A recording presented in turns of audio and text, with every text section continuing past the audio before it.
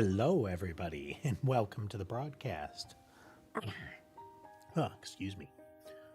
I'm newtmechanist, and tonight we are continuing our playthrough of Dinocop, a detective investigation game in which we play as a silly dinosaur investigating silly dinosaurs in a world of horrible racism and cannibalism and the like. It is, the cognitive dissonance is real. See, we are joined by Key. Hey there, Key. Welcome, welcome. Checking in with the kitties real quick. We have Sky watching the TV / Molly from the tree. Mason and Sammy on the bed. Ember on my shoulder. Molly, like I mentioned, is in the play area at the TV. I heard her give it a little smack. Not sure where Sherbet has run off to. He's probably in one of his many hiding spots.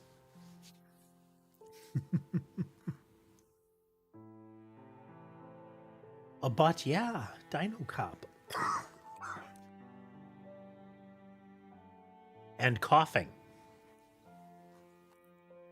Amber. What are you doing?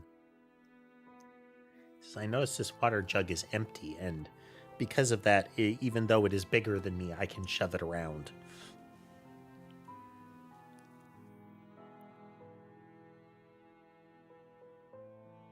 It's a lot of like water jugs and the like have spouts that are kind of like a little flip switch, and the issue with that is it's really easy for Catface to flip it, and because it's an angular surface, they're like, oh, I could rub my chin on that, declare it's mine, and simultaneously itch my chin, which can flip the switch and let the water flow, which is a problem.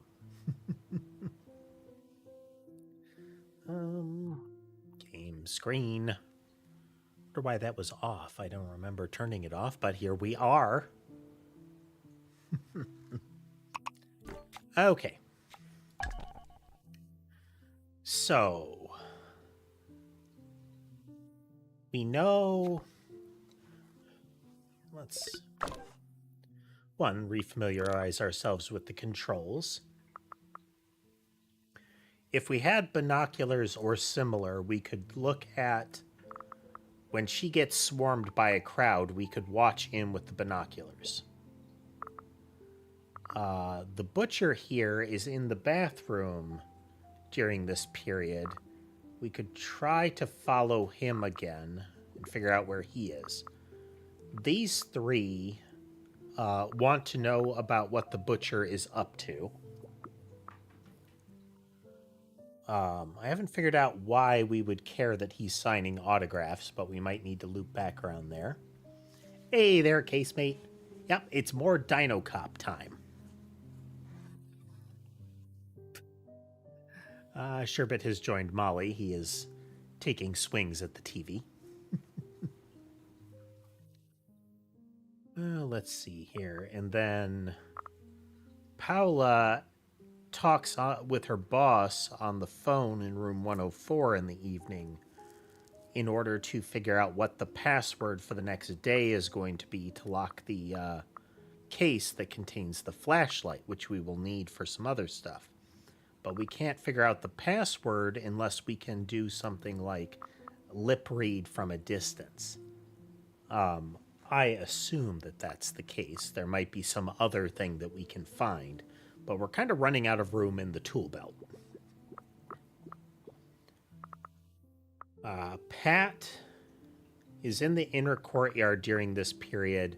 Their sweater is missing, and the best indication we have is that it's in the laundry room. But it's unclear how to get in there, because we can't just follow the maid, you know? Well, we can, it just won't work.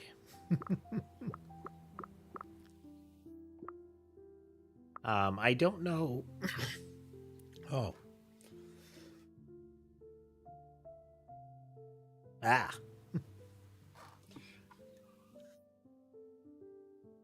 Beverage. Okay. You're supposed to be able to get up on the platform with him. Like he's balancing on the scaffolding that is being built to make a stage. And it said maybe you could get up there with him to talk to him, but I don't know how we do that.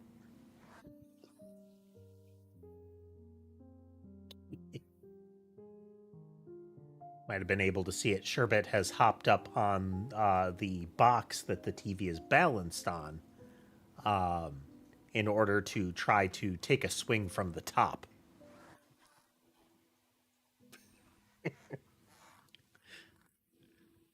I just got that classic cat meets your gaze and just kind of goes, "What? I'm not doing anything." As he is like laying half across the top with one paw outstretched into the middle. The TV has a kind of an acrylic plate over the front of it. It's not as durable as I would fully like because they can still kind of lightly impact the screen. But it's better than nothing. Okay, where is Kronjaeger right now? Because we know afterwards he's in the basement lounge playing pool. And we know when they head into the bathroom, they lock the door behind them and they get high on something. But without the flashlight, we can't tell what's going on. So there's got to be something else we can give the Apoblop members here to convince them to give us the binoculars, which will cascade into a bunch of other stuff.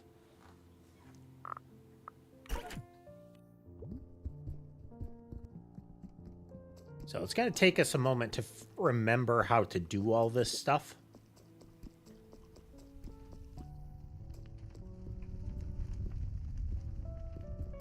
So Kronjaeger perhaps is already up to their room.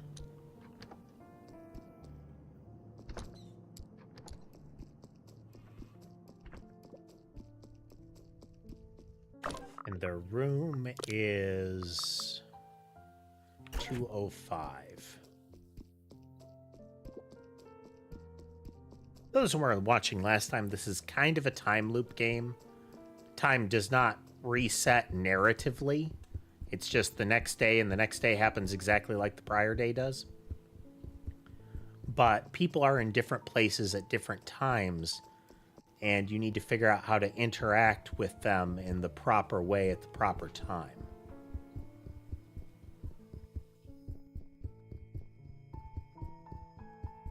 Whether that's just to find out what they're doing, or there's Apoblop. Okay, they are in the room during this period. So right now they're in their bedroom. And they'll come out and they'll head to the basement bathroom.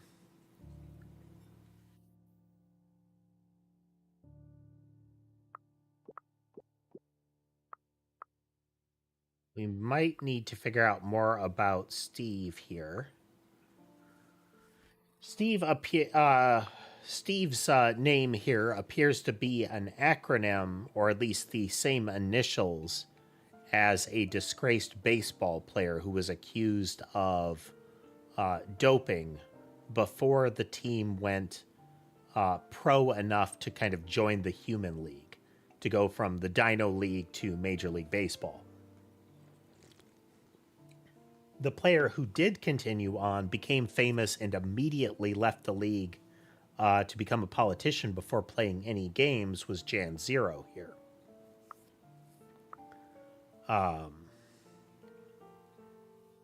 So there's something between those two, but we don't know what is. Dino Kid here wants us to get a plushie back for her. A cat in the kind of hedge maze stole it from her. And we can creep up on the cat, but it seems like in order to get it back, we need the flashlight, because there are various, like, knotholes and whatnot in trees that we can't see into without the flashlight. And I don't know what we'll get for that.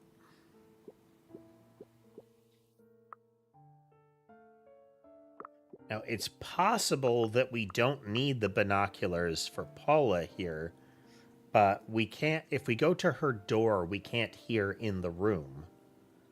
And the room is a balcony room. Room 104, so if we run back down...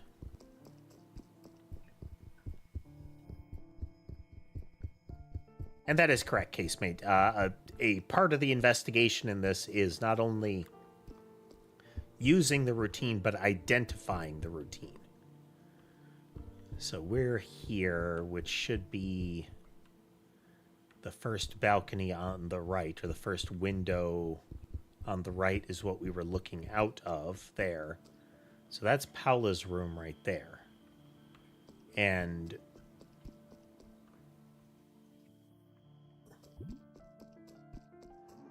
there is her sleeping.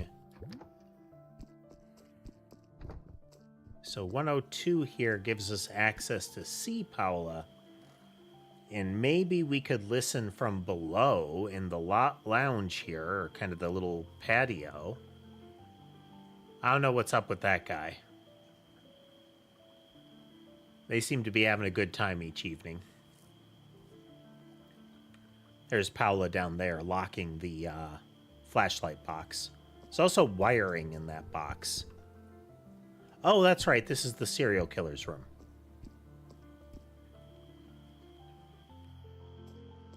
I think he got something like 5 years for killing 8 people, or killed 8 people over the course of 5 years, but got out of prison very fast because he has a good lawyer. He came here because he only kills, what was it? Tall, stocky, blonde men. So dinosaurs do not tempt him in any way. But he was also concerned that because he was a serial killer, people might try to hurt him. So he spent most of his time standing here watching people while holding a butcher's knife very prominently.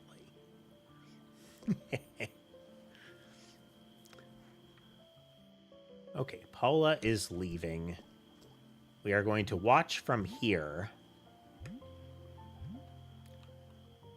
And if that fails, we're going to go down to the little patio here. Actually, no. Paula is going to hang out in the kitchen first. She's going to talk to her sister, who is the cook. The blue Triceratops down there.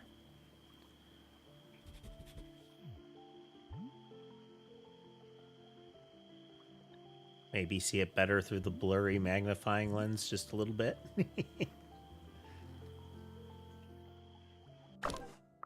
By now, Kronjaeger and his chicken friend are heading to or close already to the basement bathroom in order to...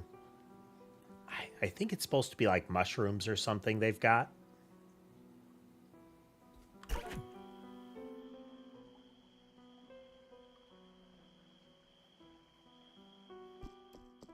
Okay, well, we know we can get up here. I'm going to assume we're not going to be able to get the password from all the way over here.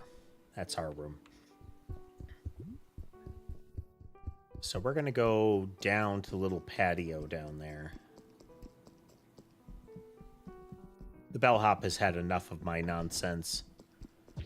I sat there ringing the bell to interrupt his sleep over and over and over for a little bit. He got tired of it and took the bell away.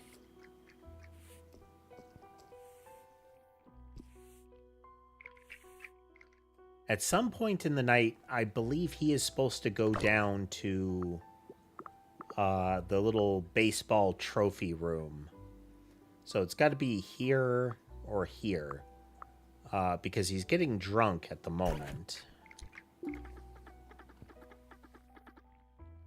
Destiny, ruined, give me booze. Okay.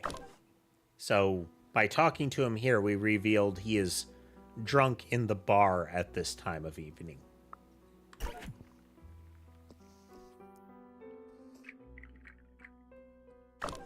Let's see, it would be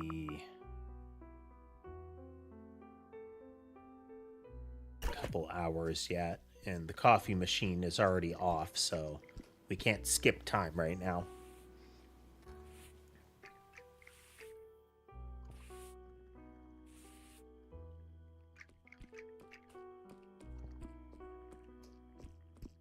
So some of it is waiting. There are key moments you can skip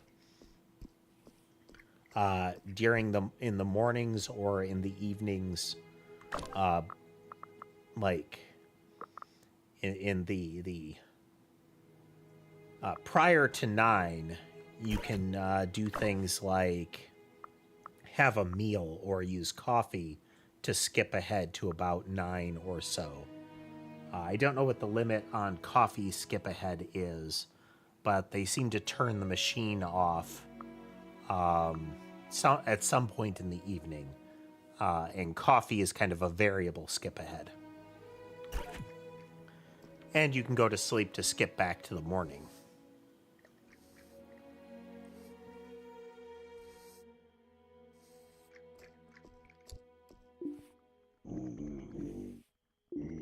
He's been forgetful.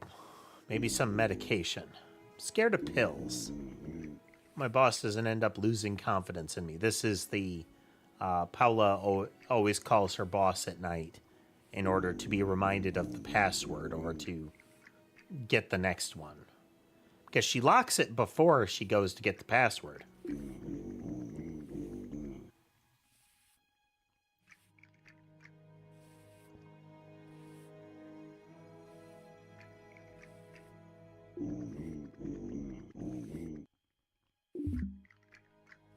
The implication being is they lock it, and by the time they get done talking with their sister and head back up to their room, they've forgotten the code and need to be reminded.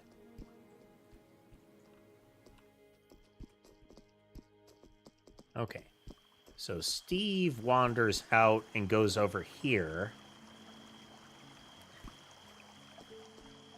and rambles drunkenly.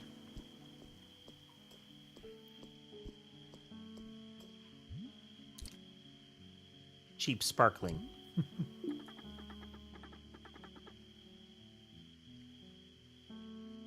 So the implication is after being thrown out after the accusation of doping, Steve here gets into music under a different name and identity.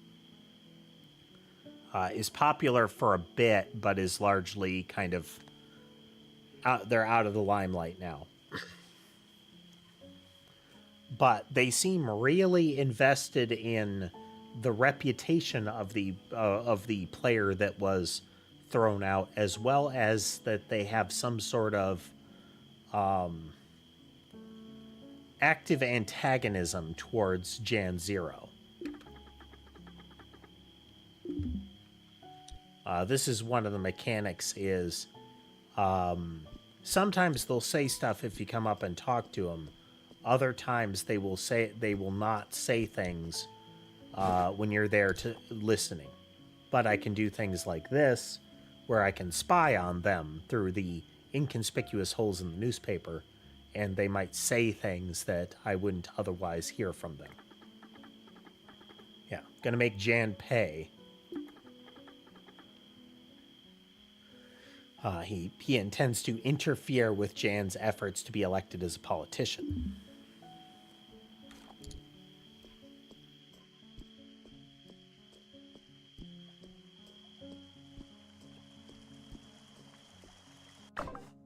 So let's see. As of right now, Paula should still be in the kitchen.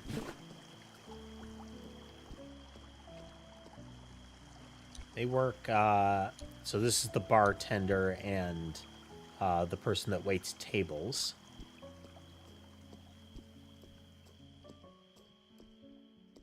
Paula's still there. This is the janitor. They set up a chessboard and work through. It sounds like effectively chess puzzles. Should be like that room there.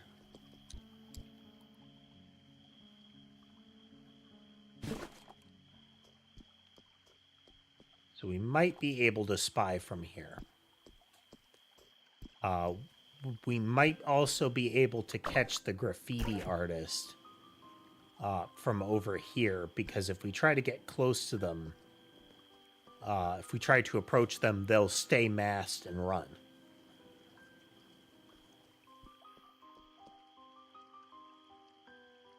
There is the activist lady, the pterodactyl, leaving the library and heading to their room.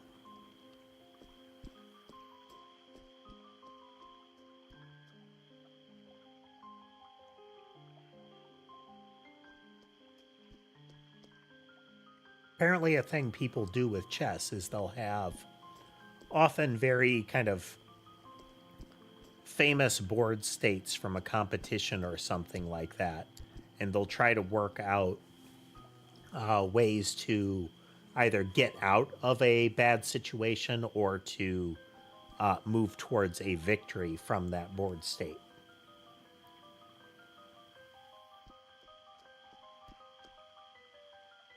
In the machine learning world, for a while, chess was the big thing. You wanted to make programs that could play chess. Watson and Deep Blue were some of the early famous examples. Okay, he has proceeded to balance precariously. And she has left. But after a while, it came down to chess being essentially a finite set. So a lot of the chess playing programs drifted from machine learning to expert system. Once there was enough computational power, you just had all of the board states laid out and did best case assessment with tweaks, trying to avoid things like local maximums and similar to navigate to the best possible board states, which made them very hard to compete with. Because it became a system that didn't need machine learning to solve it optimally, they moved away from that and instead shifted towards Go, which at the time, because its board state is wildly more complicated than chess, became kind of the next target, because expert systems wouldn't work for it at the moment.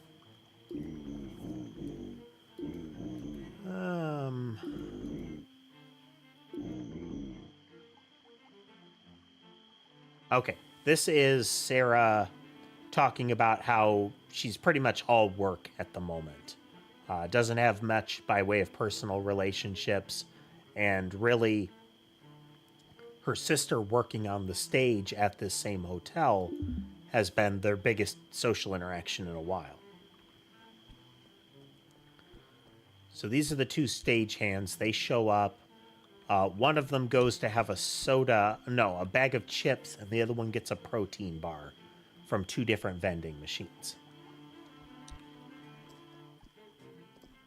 At the end of their shift, the wait staff there, the orange one, goes down to their locker and has a soda.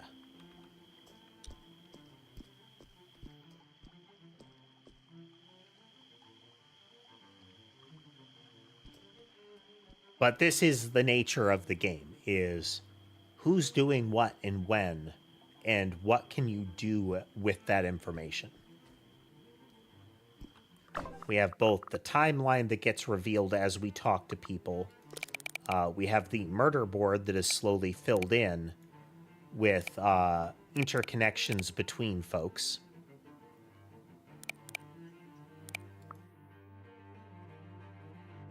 Burgundy sweater, round glasses, green cap. We don't have the burgundy sweater yet. That is Pat's sweater that we're trying to get. I don't know what we can do with with that information. And we don't have all of the stuff about dynalism yet. Kind of dinosaur rights activism.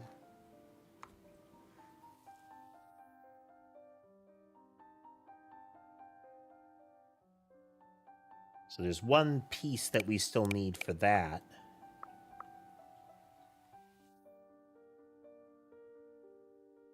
We got Pat's perfume from their room.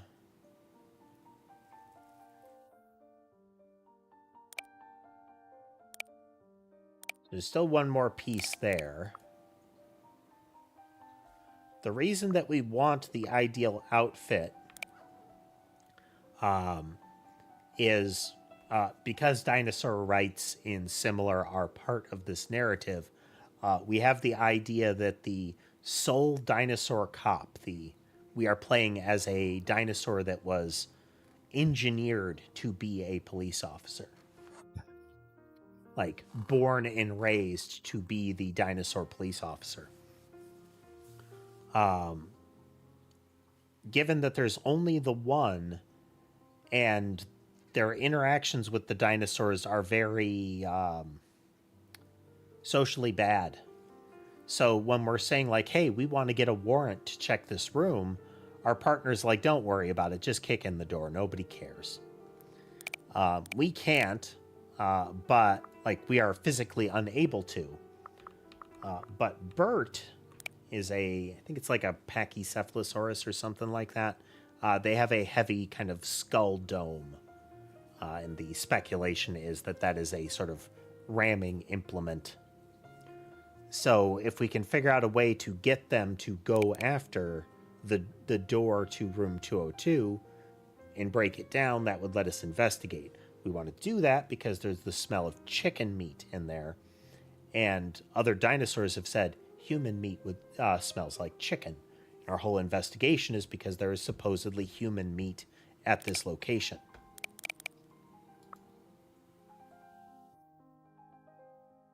We need to figure out about that burner phone, too.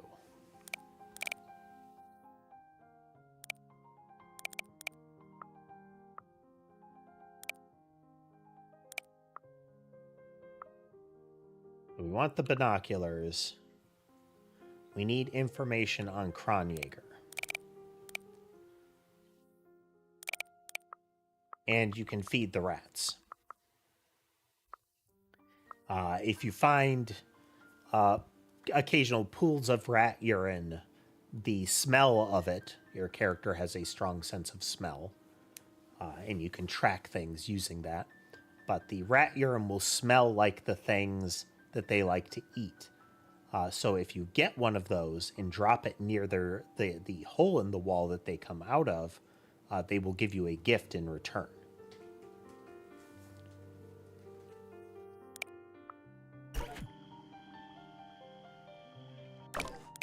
So we go to our timeline again. Paula should be in their room.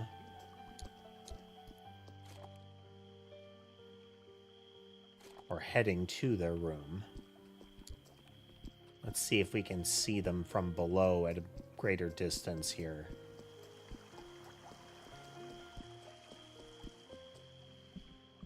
Okay, they're not yet there and talking to their boss.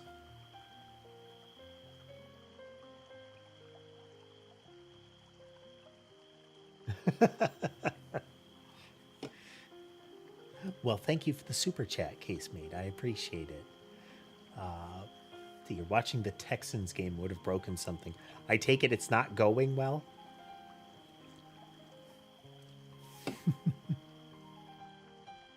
Hello, Ember. Come on now. Come on. Come on.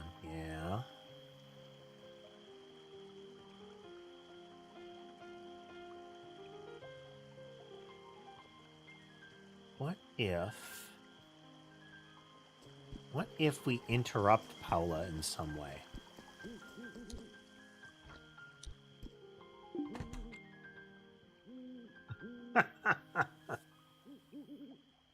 Oh, we should save the game.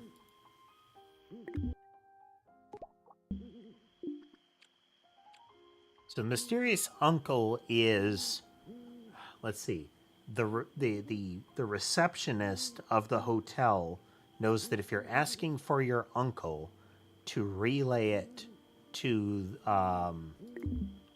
the guy who runs the store.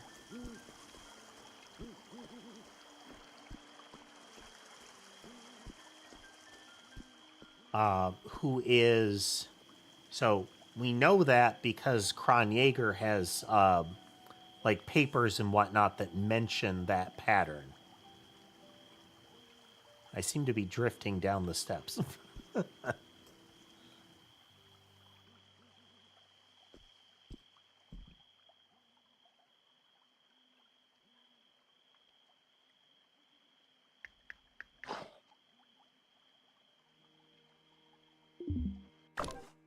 Okay, that is at about 3 a.m. is when the graffiti artist shows up. Oh, there's Paula.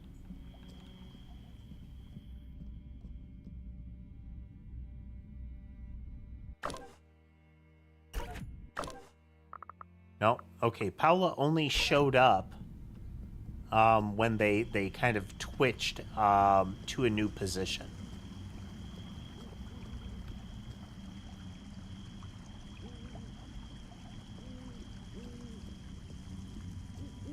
Okay, so we missed something there.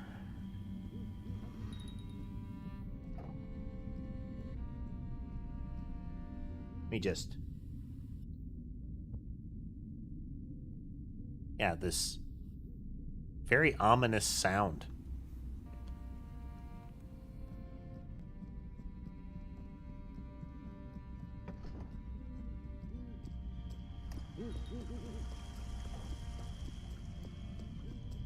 Never noticed this before.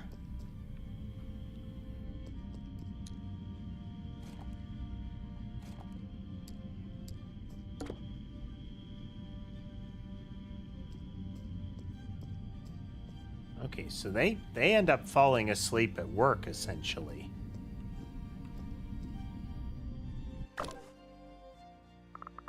He's heading back, probably heading back to his room.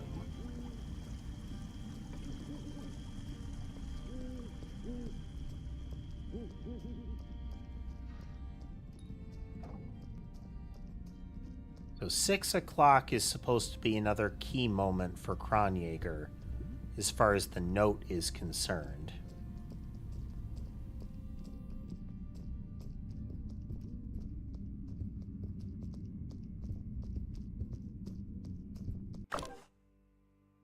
There's nothing stopping, so we're like right here, Kronjaeger and the chicken are playing pool in the basement lounge. He has 3 different time segments.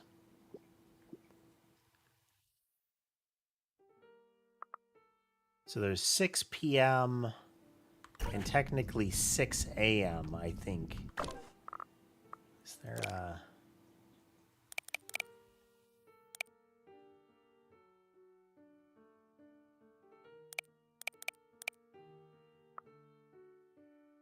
There's the green book. Kronjaeger. We got the key. It was clogging up one of the toilets. So we know he has a substance abuse problem. Keep hitting the wrong button.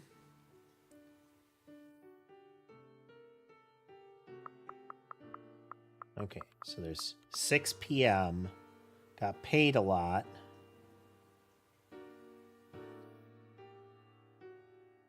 He is interacting with Jan Zero to remove Brontosaurus meat industry regulations.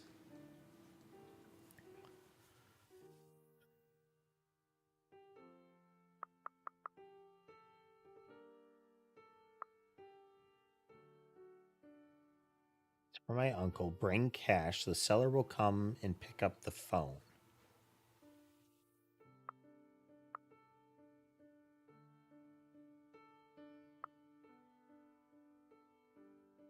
So we know it was a burner phone that he smashed.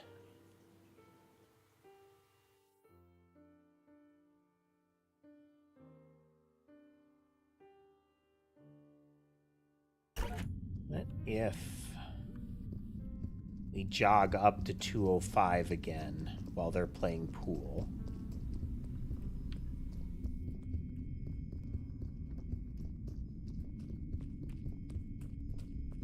No, always getting turned around up here.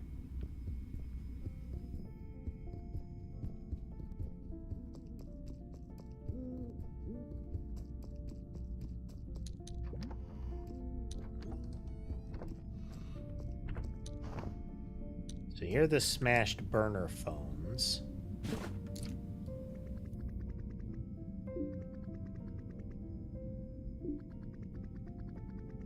Bought a burner from the bazaar and then destroyed it.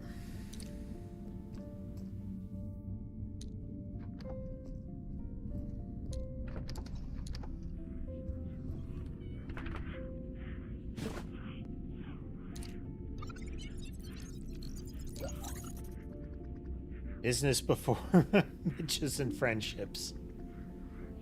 Paper tissues are littered on the floor underneath it.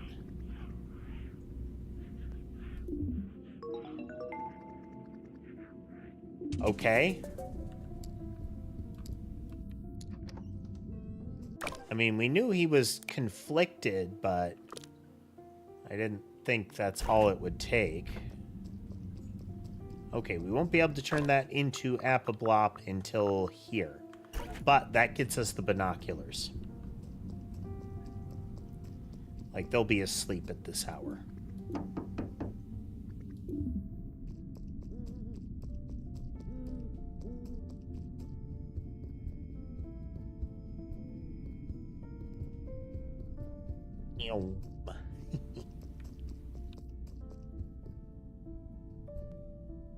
Or this should be 105 down there. Nope, nope, turned around, turned around.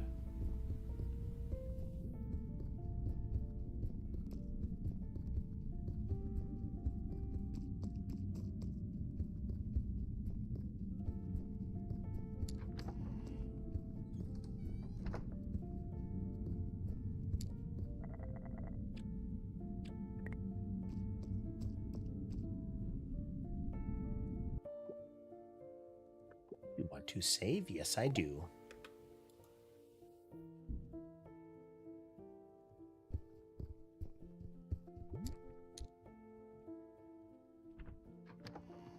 All right, let's see. Anything that we need to try and accomplish beforehand? Wouldn't mind finding Steve before the record thing. Steve is on the second floor.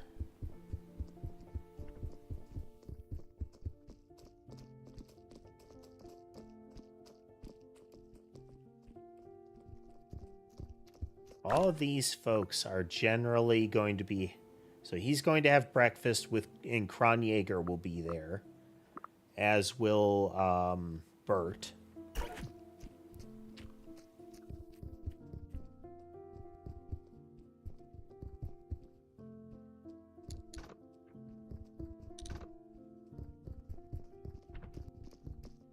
The NPC room.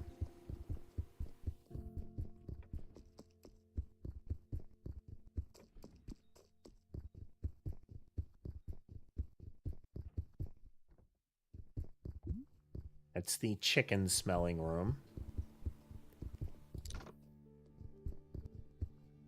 Oh, we got turned around again, I think. The gamer that won't leave their bed.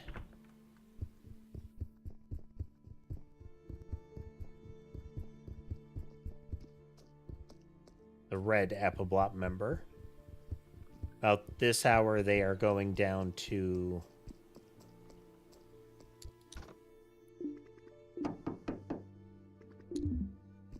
kind of join in at a protest there. Ron Yeager's room.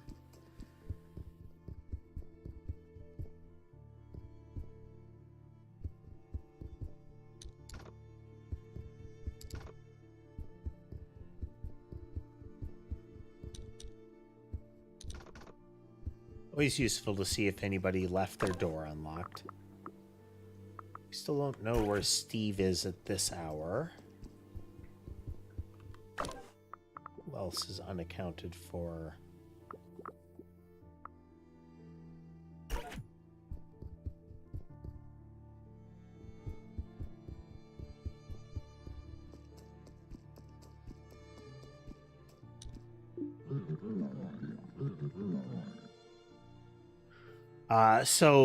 Since we had already talked to the serial killer, we were able to inform this guy that the creepy man with a knife was not, in fact, some sort of anti-Brontosaur individual, but somebody that actually sympathized with them.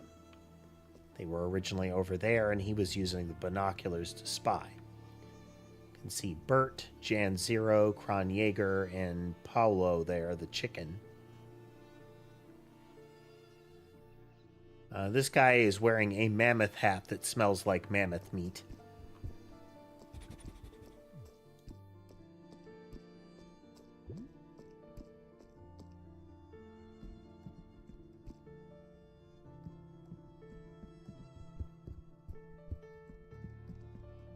This is Bizarre, the guy that...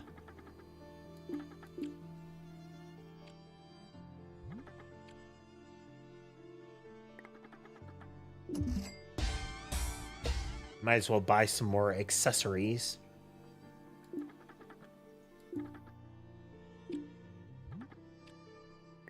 We've been finding so much money laying around. Finding in big quotes.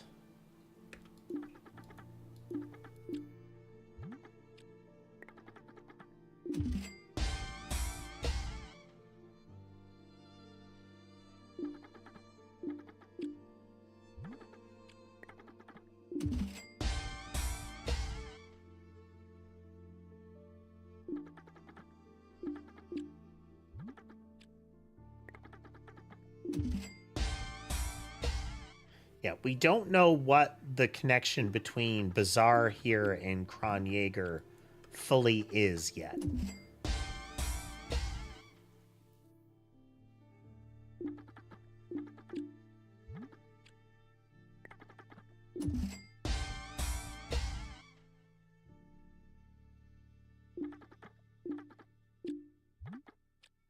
Sport shorts.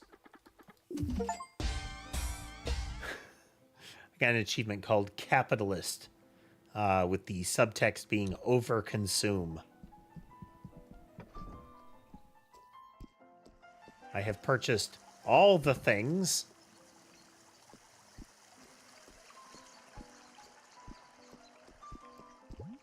Let's see, we have the blogger, we have the camera person. That is the rat urine smell.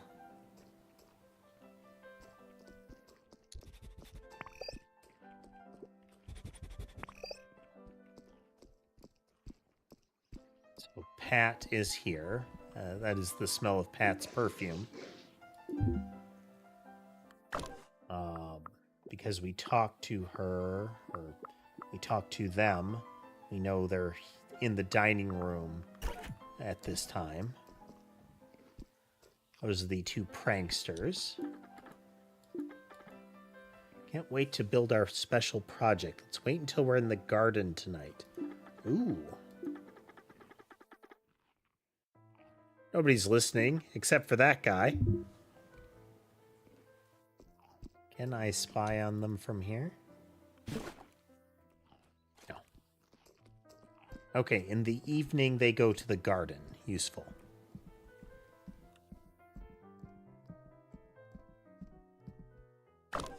A pterodactyl. Where is she potentially off to? Okay, she hangs out in the dining room at this period.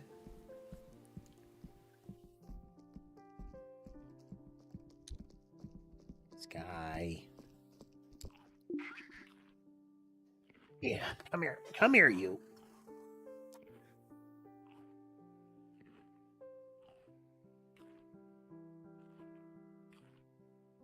Normally he'll stay like right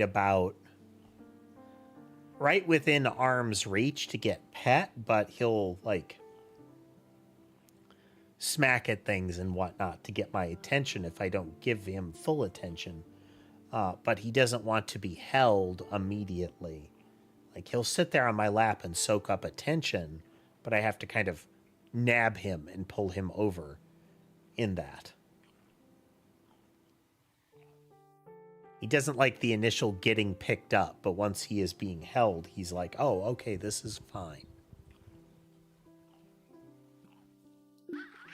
I asked my only friend to stay here and give me... friend staying here to give me some space. I need to rethink our relationship. Now he's eating at the main table. So that's Bert.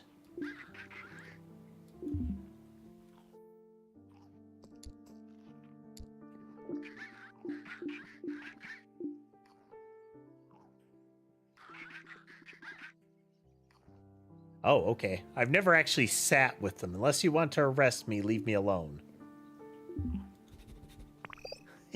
That's neat.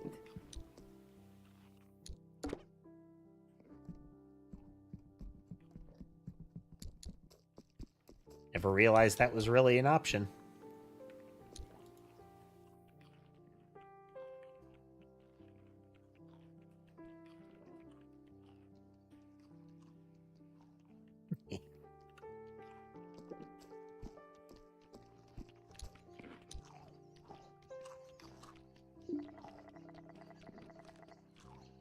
Tasty crepes and mammoth bacon.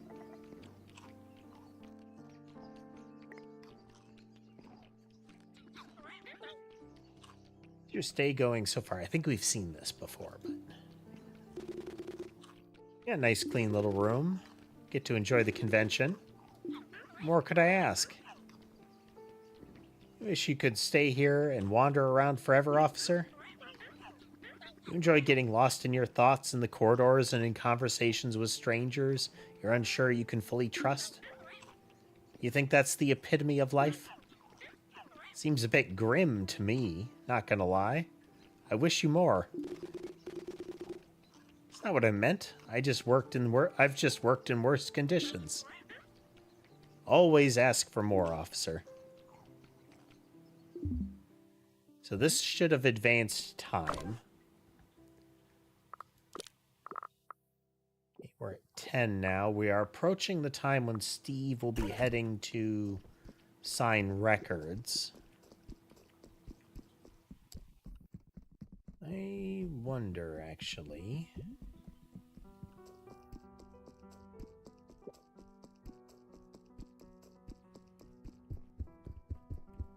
This is where the trophies are. Okay, no Steve.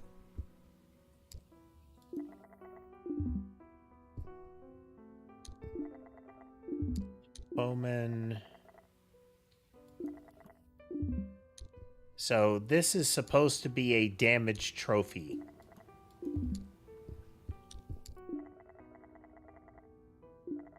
Zero.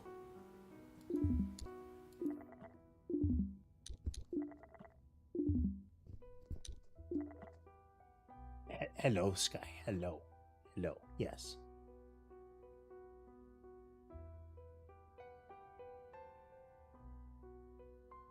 Every now and then he wants a full-on hug. Crawl fully up my chest, headbutt my chin, and then just like, you know, scratch my ears and hold me.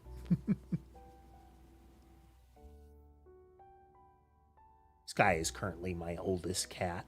Trying to think. He's got to be over 10 by now. Somewhere in that vicinity, I think. I'd have to check.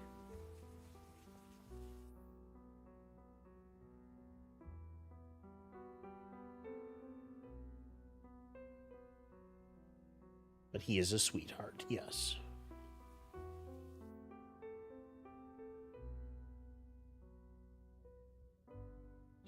Just a troublemaker. Oof. Hey, hey, hey, hey. Oof.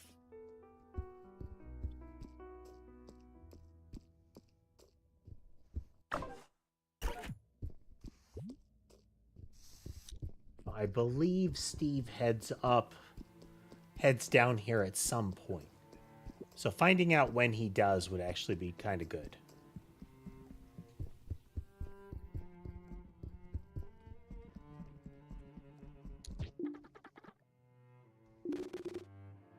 Don't have anything more to sell. Why don't you close?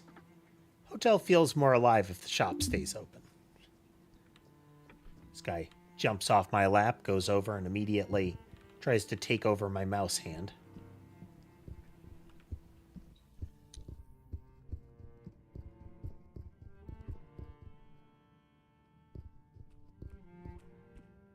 It's jerky.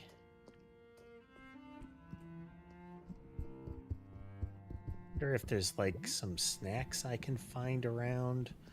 The donut was one of the things that the rats wanted.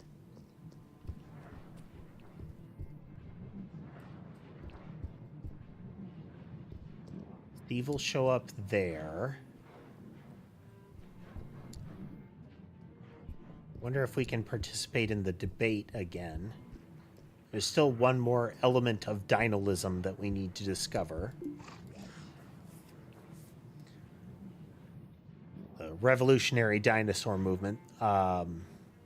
So in addition to finding the sweater that we need to be his ideal partner, the last thing that we need is another piece of kind of dinolism lore.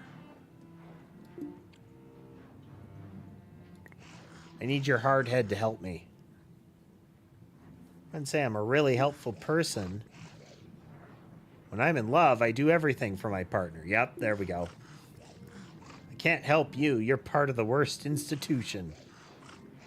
If you were someone else, that'd be different. Our fridge broke down earlier. I won't get a lot of tip today. I'd like to kill some time with a sweet drink. So that's until 6 p.m. when Kron Jaeger is supposedly doing something. But we don't want to yet. But that is another... Okay. So now we have a good idea where a door is for most of the day.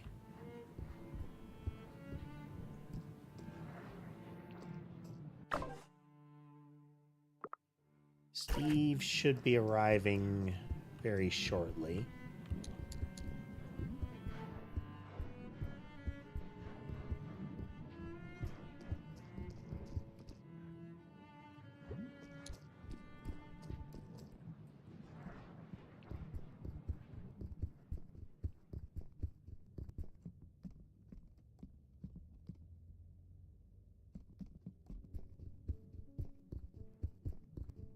They do. They will proceed from where they are to where they're supposed to be. During the transitional period, you generally can't interact with them. And once they arrive, they kind of snap into place. So watch. The minute he crossed over here, he snapped over to the booth. So this is when we talked to him about a letter that we had, that we found that he dropped when he was completely drunk. That was him talking to the activists saying, let's wreck the convention.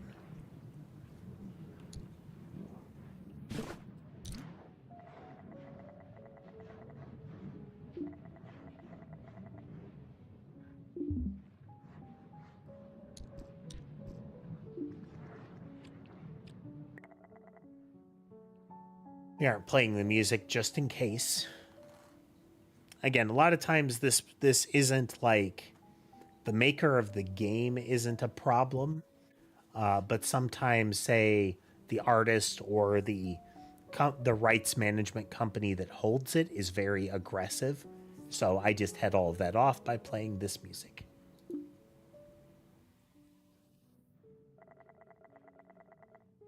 Drink about 8 beers to really enjoy this kind of crust punk.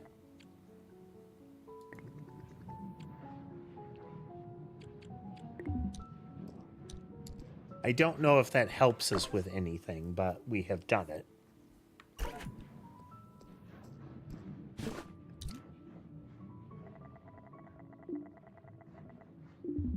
That was the, can't remember, but it was like traditional music of a particular type of dinosaur. Yeah. Brain back to real life was one of the things that we were able to use during the debate.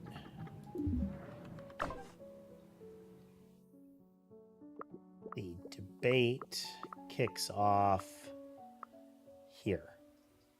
So at about 2.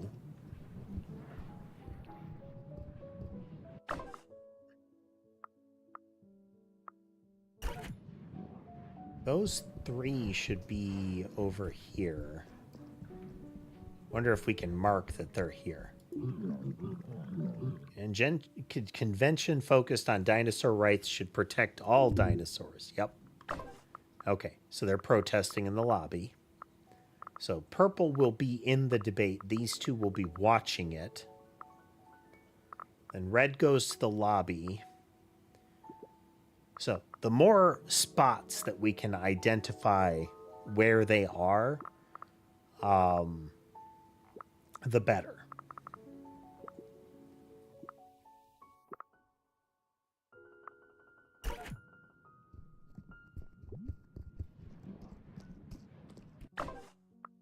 Let's see, how long until we have the debate? Is it 2? And we have time because the actual event only, like, you can participate in it any time during it.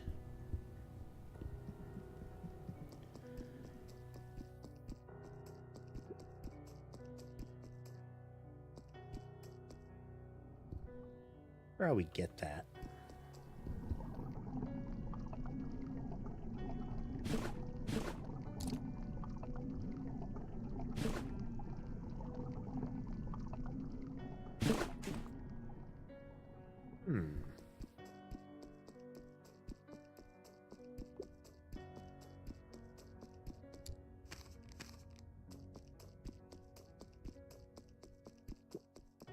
Lobby candy wrapper.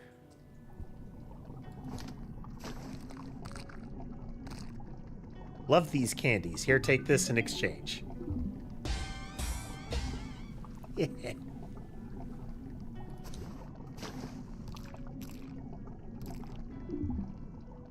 Well, you know what we must do?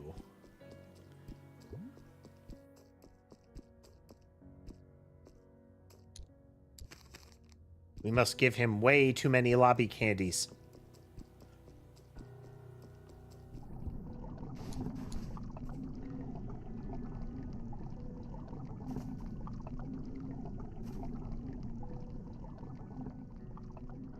Yeah, that was odd.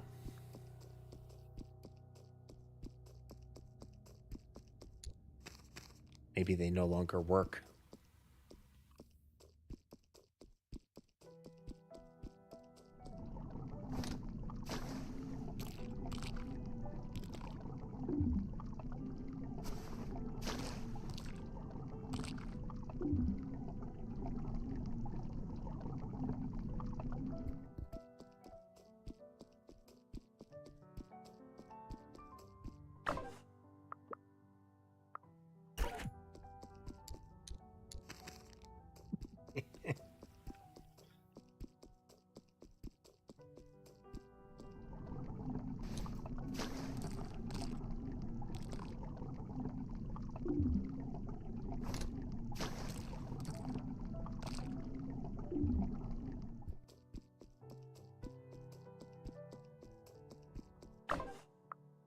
It's at about 2.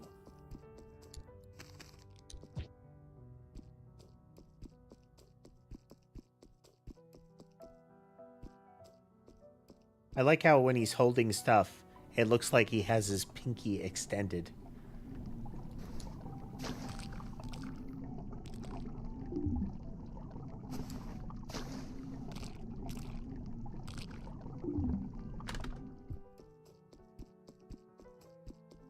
Hey there, Tobias.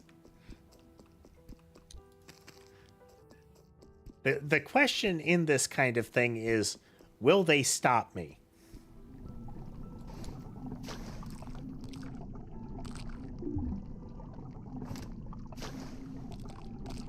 So far, the answer is no, but it's accumulating wrappers, which implies that there is some permanence to what I'm doing.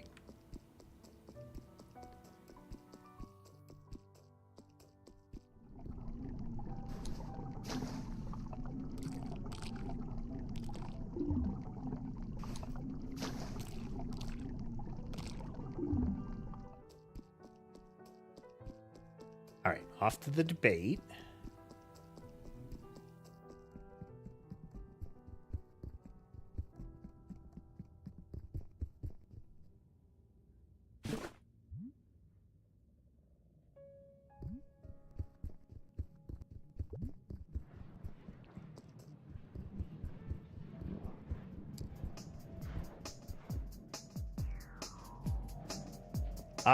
We have enough information for that now.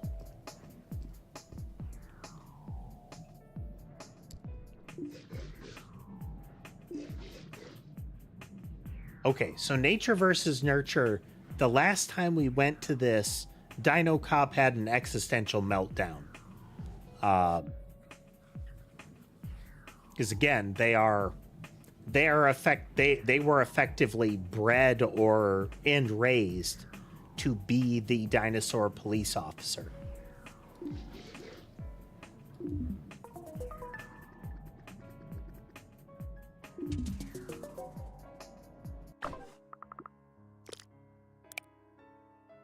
Interesting.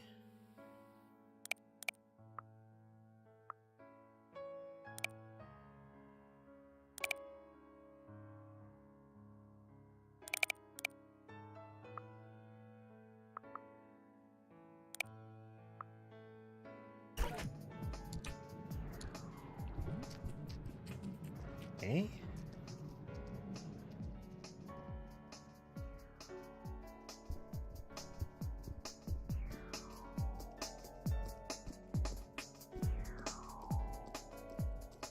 Since then, we talked to one of the Apoblop guys who like gave us some impromptu like psychotherapy. I don't know if it will change.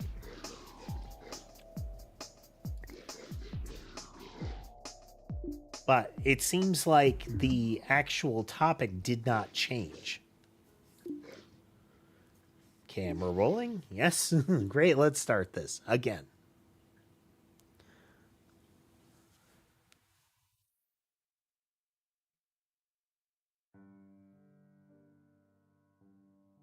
Under normal circumstance, TV show music plays during that. To everyone joining us from home, welcome to our favorite show, the place in the middle where we might join each other, but maybe not. Your host, the moderate moderator, coming to you live from the Dinosaur Rights Convention, the Cretaceous Hotel in the New Jurassic District. We're going to repeat a couple of the things this session.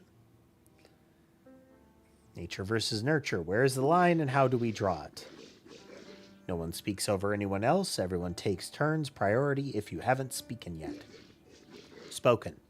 Speaking.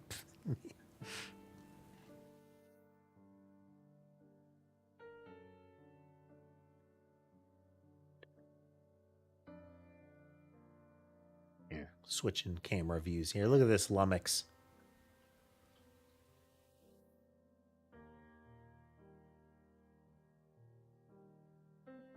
He's all stretched out.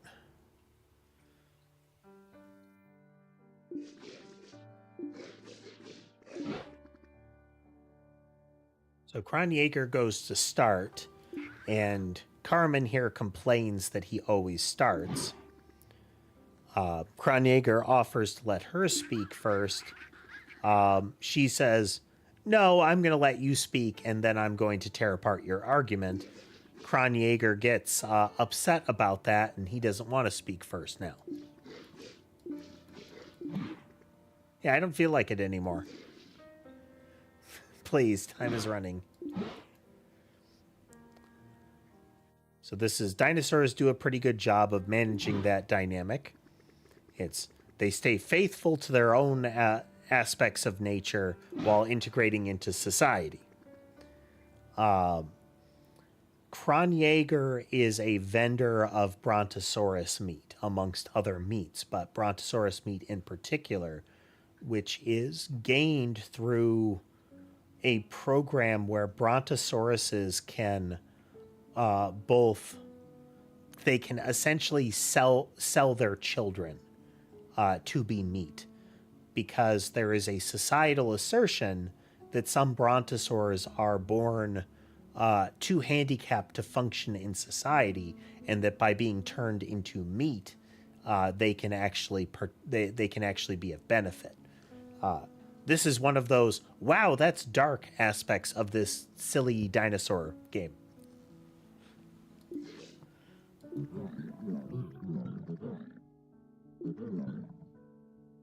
Apoblop is a Brontosaurus rights group, this being a brontosaur.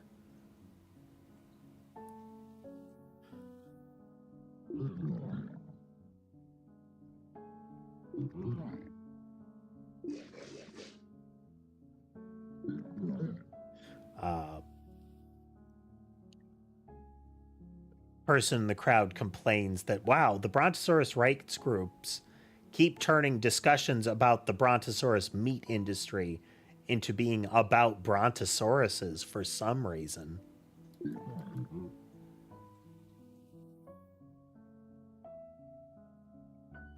An element of their argument is that they have a hard time working in society because they need things like bigger rooms to operate in, that kind of thing. And when that's not supplied, they can't get as gainful employment as others, which puts them in a circumstance where they're often facing, well, do we starve or do I sell this child in order to have enough money for I or the rest of the family to survive?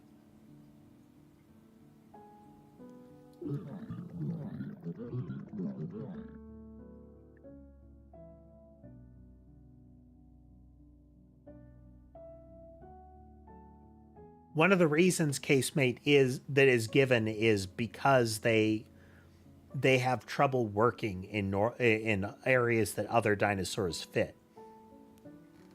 There are a couple, like the cameraman and whatnot, that you think would be in a similar situation, but apparently not. But that seems to be an aspect of it. We don't get anything from Apoblop or any of the people talking that implies they have that sort of firsthand, yeah, those brontosaurs are real prone to this issue. It just seems to be asserted by proponents of that industry. Now, we might find something else out as it goes along.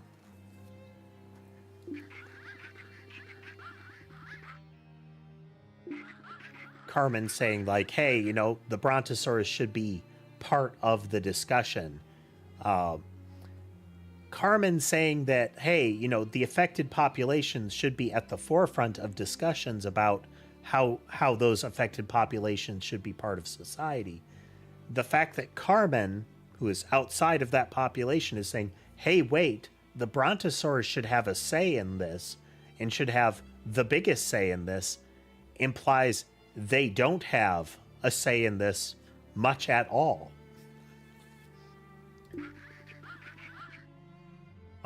Jan Zero is is running as effectively one of the first dinosaur politicians running for a major office, and they are part of the Progressive Pro Party.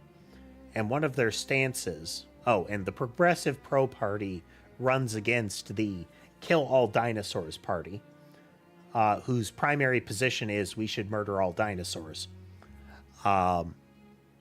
And one of the arguments that we get out of Jan Zero is, well, if you don't want them to vote for us, are you saying they should vote for the Kill All Dinosaurs Party?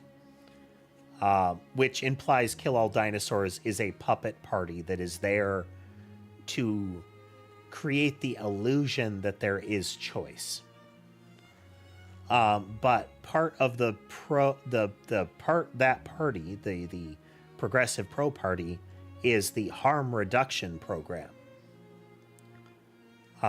which sounds a lot like, well, we're going to do what we were doing before, but we're going to formalize the process as part of like a legal structure while simultaneously deregulating the meat industry.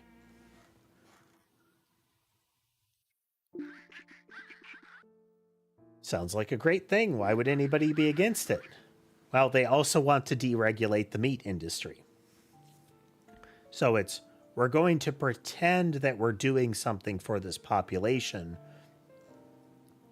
while that doesn't really change their situation much, while simultaneously handing a big win to the group that is driving the primary harm to that population. Again, this is a really dark setting with very real-seeming politics in the silly dino game. Like, look at this art. You wouldn't expect, like, systemic racism and cannibalism to be primary themes. Yeah, the harm reduction program is a bluff to calm us down, while their friends profit off of dinosaur lives even more easily than before. And keep in mind, dinosaurs were originally... This is like Jurassic Park happened. But instead of them going on a rampage and killing the park staff,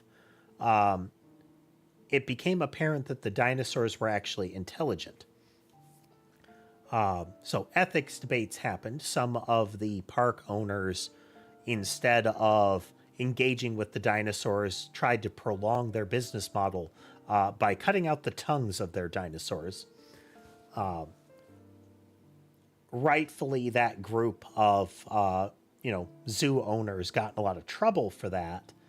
But that perspective of the dinosaurs being effectively like second-class citizens pervades the rest of the narrative. I don't like this arrogant woman. She thinks she's better than everyone else.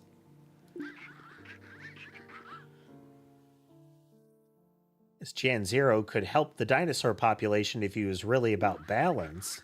Sadly, he's mostly a puppet who serves the PPP by maintaining cute appearances. They try to appease us with buzzwords and identity politics, but how can they claim they care about dinosaurs when the Less Dinos, Better Dinos Act, which is something that they promote, again, they promote this in contrast to the Kill All Dinosaurs Act that the other party, the Kill All Dinosaurs Party, promotes. So they're saying, well, we don't want to kill all of them. We just want to kill the bad ones.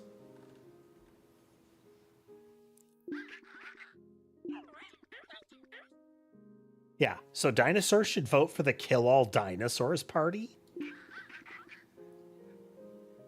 Don't know any other trick? Dinosaurs should fight for the rights of all their peers. They should refuse to do self-interested bargains with humans to serve personal interest. Is there even a dinosaur left under these scales, Jen, or are you fully hot-blooded now? Which is a fun little spin on an insult. When we say, somebody is without empathy or emotion, they'll be called cold-blooded.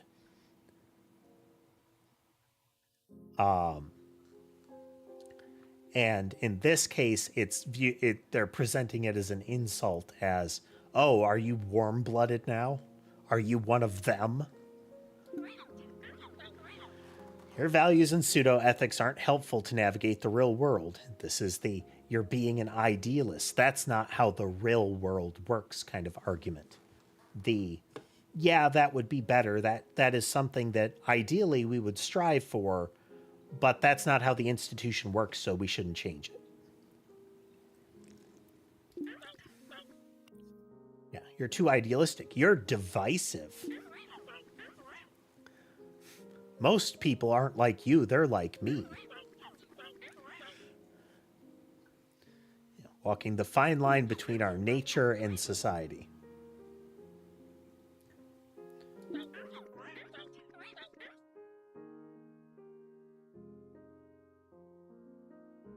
Now, that's not to say that Jan doesn't say some rational things here. Is I don't care that I have to work harder than my human counterparts to gain respect.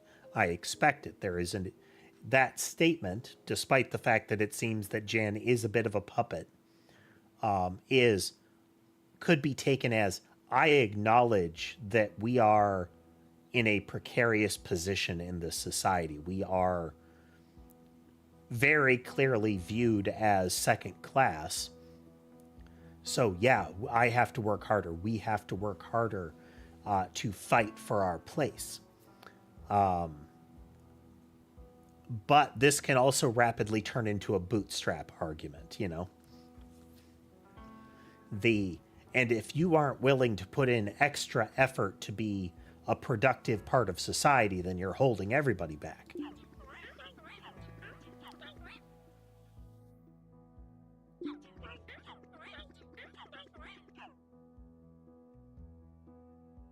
It's like, why are you attacking me when I'm just trying to help? What do you think? Okay, let's see if he has a breakdown. It's like nature versus nurture. I'm Dinocop. I embody this. How does that feel? Triggers something deep in you. A monster that feeds the void inside you since childhood. Most days you avoid looking at it and you succeed. When you wake up in the middle of the night and you can't go back to sleep, your room feels haunted by his presence and your spine shudders as he whispers in your ear, "Hello, Dinocop." I don't feel too well. Okay, no, still has an existential crisis. Don't leave, we want to hear more from you. Can't, sorry, too much.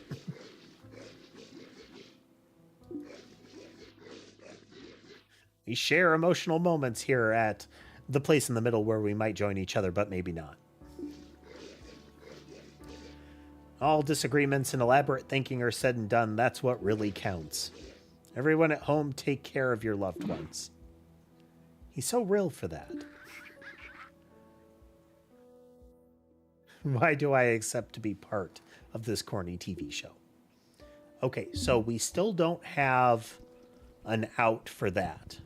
I don't know if it continues, but there is more to that topic, and I feel like that might be one of the bits of dynalism that we need to be able to speak to.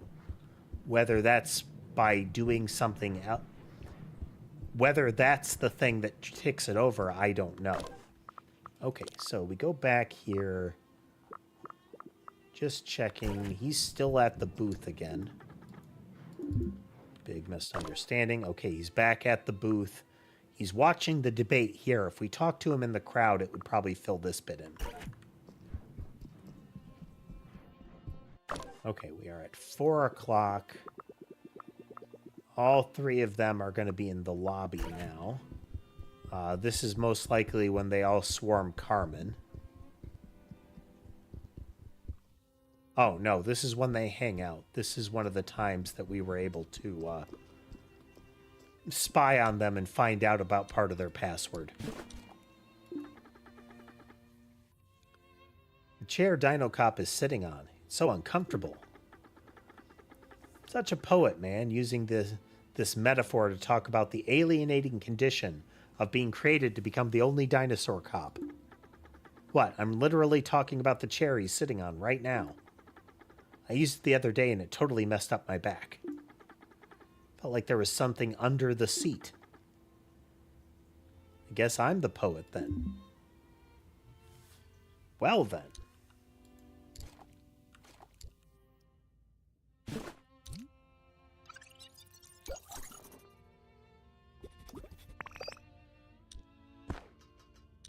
Soda can.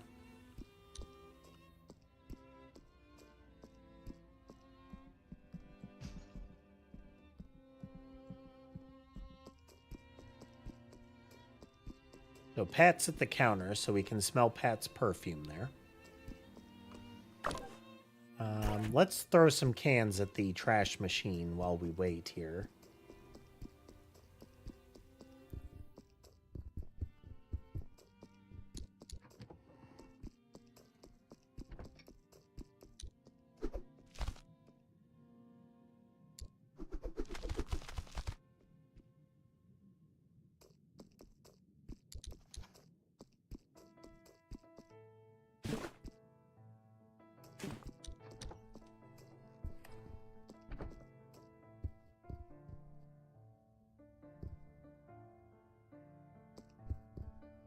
We were able to run into these to get things for some of the folks, but...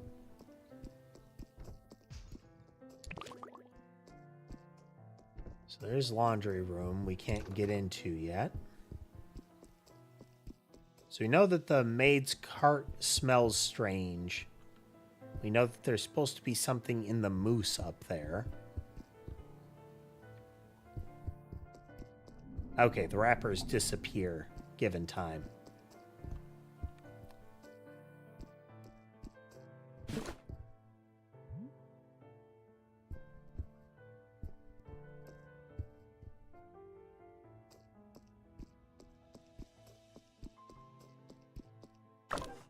Okay, so it won't be until about 9:30 that they return to their room.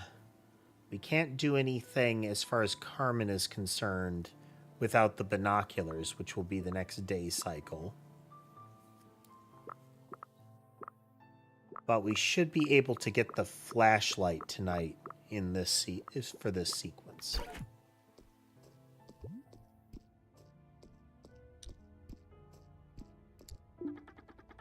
What are your favorite moments of this year's convention?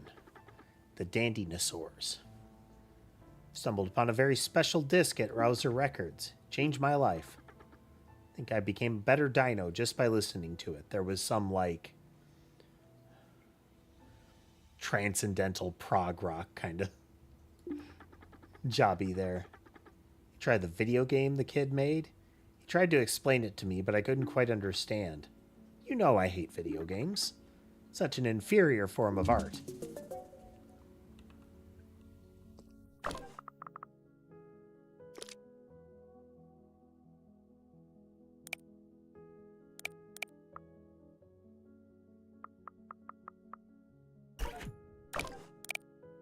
The other red dots appear.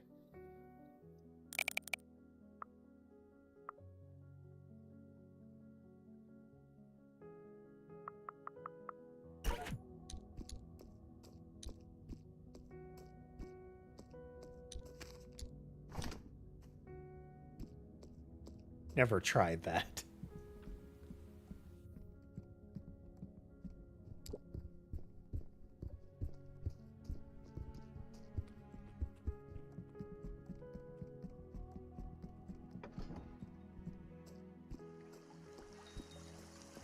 Mattress is on break.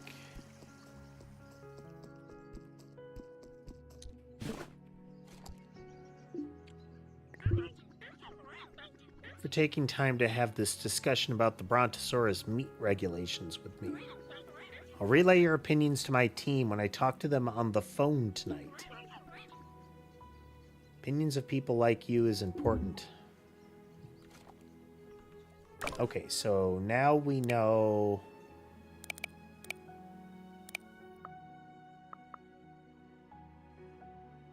Okay, so there's the debate. So last time it was... trying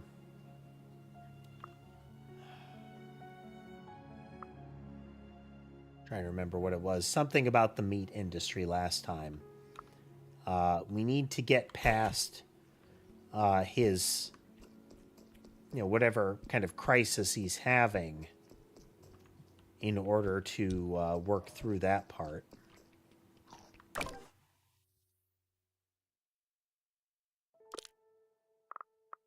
Anybody else that is of interest during this?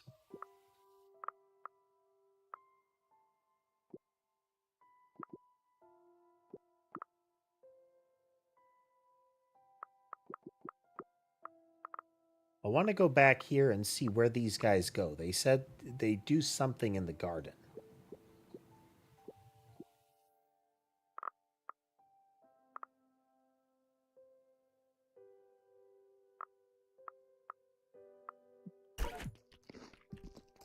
Run out and talk to our...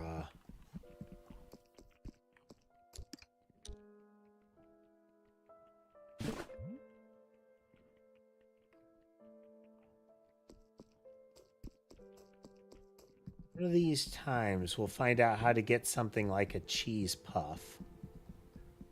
So one of the rats seems to want something like that.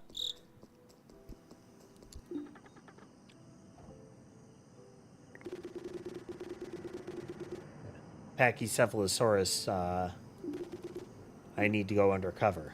It's a good idea. Here, take this really elaborate Dynalist undercover costume.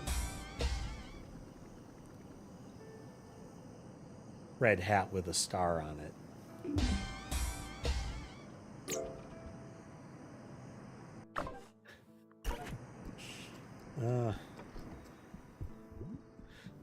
I have received the uniform, comrade.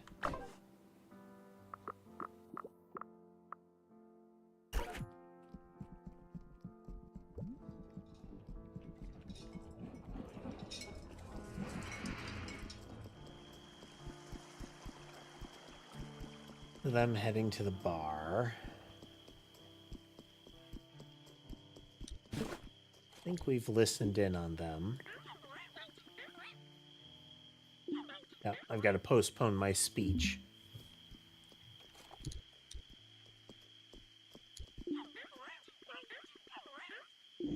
Okay, we have the best stage hands, and these are last-minute substitutes. They have no clue what they're doing.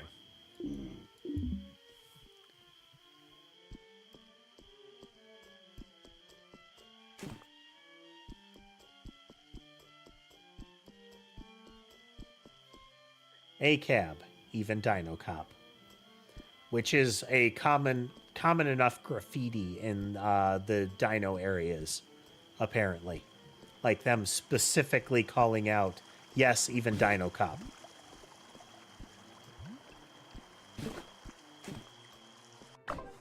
All right. Again, about 9:30. What else can we do during this? Can't see anything she's doing. It will be very narrow to hit that. So we probably can't. I don't know how we would do anything here.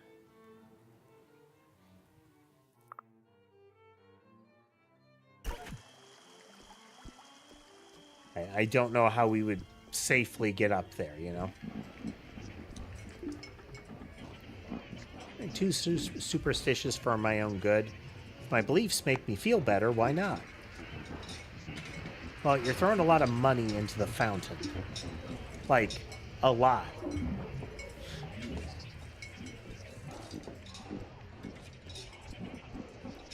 Yeah, watching the baseball game. Oh, them glued to the TV. They keep babbling about the same old stats, the trades, the rookie that will supposedly save their favorite team in 5 years. Yeah, they think they know this sport, but they don't know anything about baseball.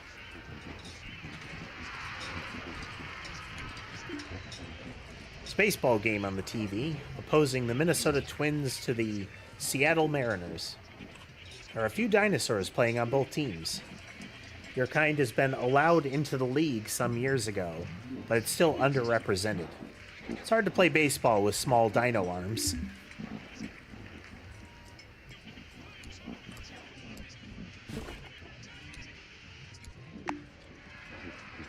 That won't help me.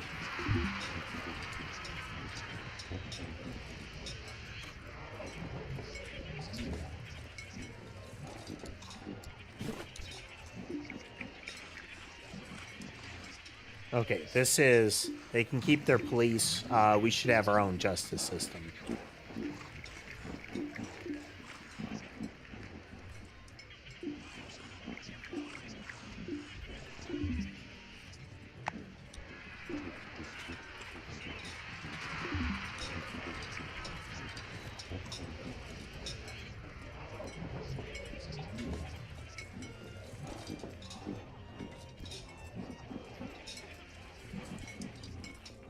So if we sit here to spy on them, we get stuck. If I recall, it didn't really do anything for us, so...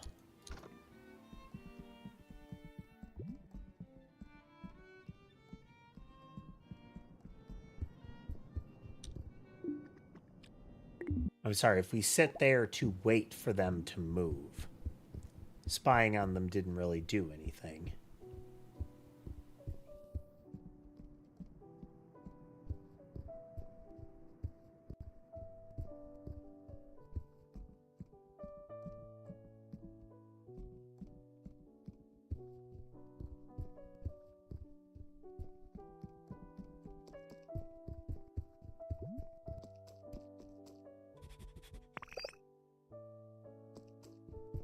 Huh.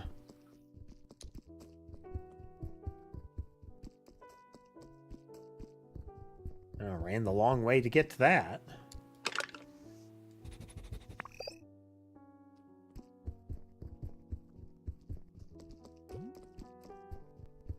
Dirt.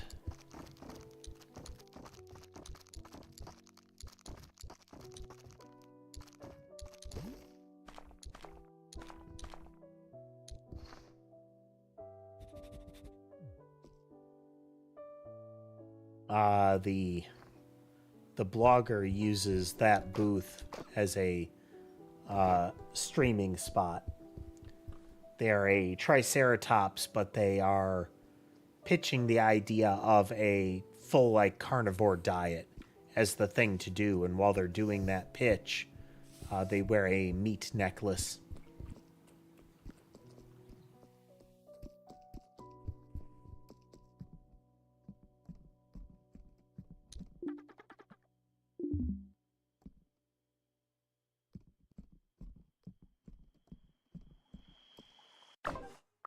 So that conversation ends. A little bit longer before the Apoblop is ready to talk to.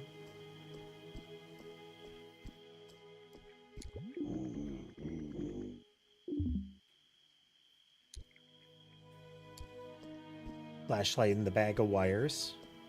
Bert goes to play accordion in the garden.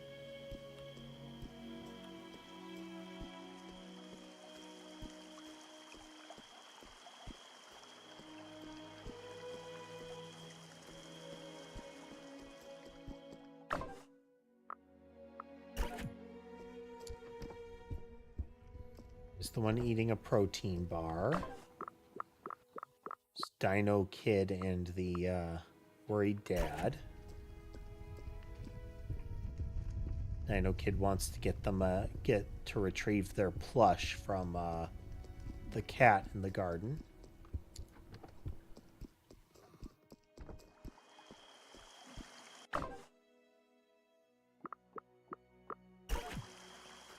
All right, we're gonna watch this guy. Don't have a chair from which to spy on them.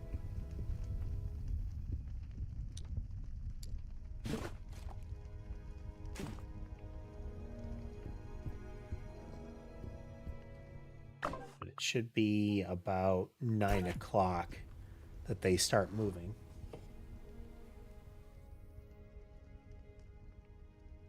Eats a protein bar each day so that he can so he doesn't lose all his gains. Mostly that's paraphrased, not hypothesized. It's one of those guys.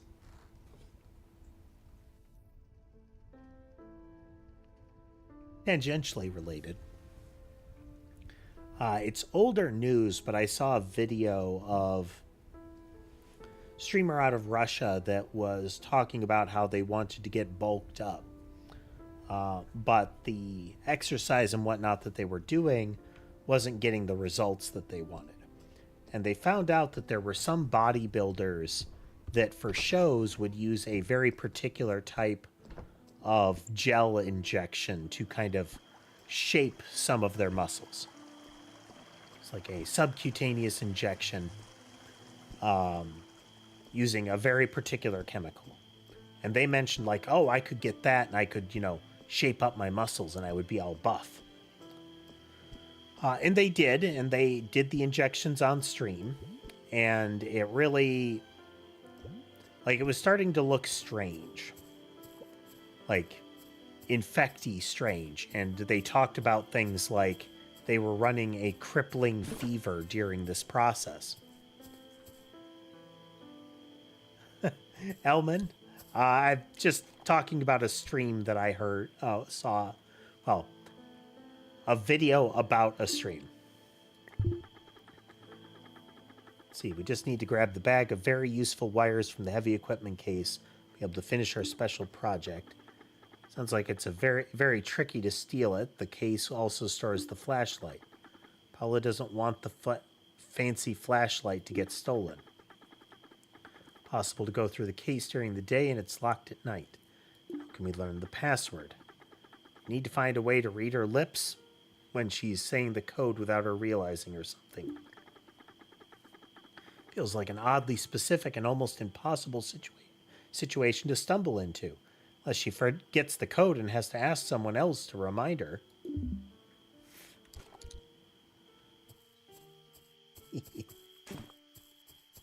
Okay, it's about 9:30. We run up to talk to the Appleblop guys. But the injection thing... So the guy starts supposedly injecting this chemical into his biceps. And his biceps are both looking bigger, but also not great. Like, he's getting a severe fever, and it's starting to look a bit odd. Well, this continues, and his arms are looking really bad, and some of the people viewing it are saying, like, you need to stop. Well, it turns out that it wasn't the specific chemical they were talking about. It was kind of a petroleum-based stuff, and so he thought, you know what? Vaseline is like the same thing as that. It sounds very similar. So he was just injecting store-bought petroleum jelly into his muscles. So he ended up with these big, like, I don't know if if you'll get the reference, but essentially Popeye forearms, but biceps instead. But they looked like water balloons in real life. Well, apparently, though, that fever was for a good reason, because he was getting a horrible infection. And while he didn't lose his arms, they had to go in there and carve out a bunch of stuff. And in between this, he also tried to go into, like, arm wrestling and boxing and whatnot, because clearly, you know, inflating your biceps with jelly is the same thing as getting strong, because bicep bigger means strong. But yeah, he had to have a whole lot of, like, dead tissue carved out. This has been your medical horror story for the day. Okay, so now we have more information on Kronjaeger. Didn't expect you to sneak into his room. What you found out is really interesting. We could have paid him so much. Who could have paid him so much money in cash, and why? If you learn more about the source of his guilty feelings, he seems to be crying a lot in front of the poster that says "Business before bitches and friends." There is a channel that I sometimes watch. It's called, like, Chubby Emu. And most of their videos are titled, "Person did a thing," along the lines of, "Person did a thing. This is the terrible thing that happened to insert organ here." Some of the things are really innocuous. Some of the things are, well, yes, you deserved that for doing this. But universally, they're kind of horrifying what happens. Destroyed a burner phone the Bazaar sold him. Why didn't he want the call to be traced? That's an important detail. Something sketchy is going to happen or already happened at 6. Right. It's probably already happened if he got paid. He's trying to get sober. He wants to make a deal with Jan Zero so he can eliminate the regulations that control the meat industry. Guess he doesn't feel guilty of killing brontosauruses then. Very interesting information. Doesn't pinpoint the source of his guilty feelings, but it'll help us. He's promised a pair of binoculars. You can use it to read people's lips from a distance. Okay, now we get up. We go jogging this way.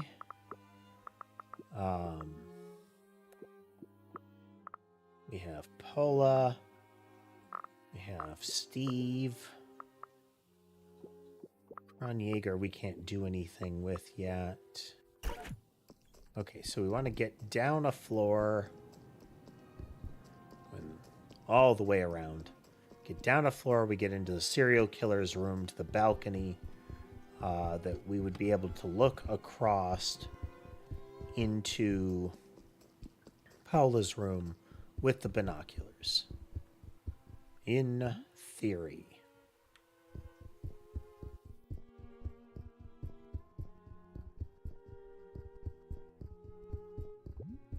We have time to, like, roll around and get lost a little bit here.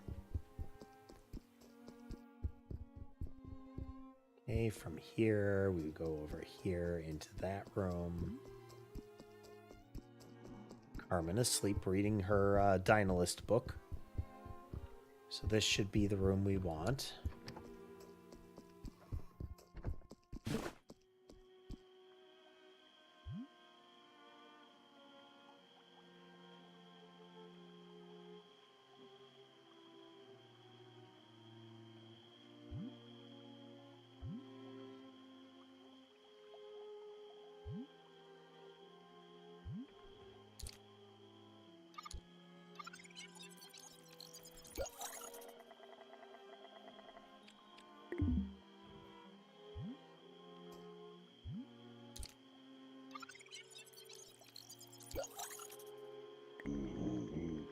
Job is making me so stressed. Can't wait to talk to Sarah after this shift.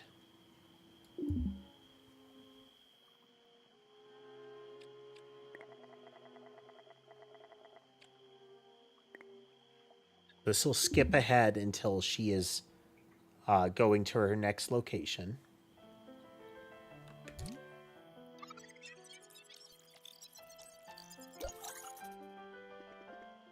Guy looks agitated.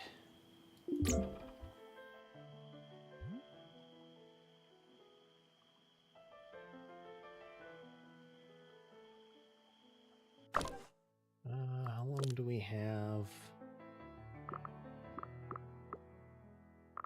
Reasonable amount of time. Second floor, right side from the windows.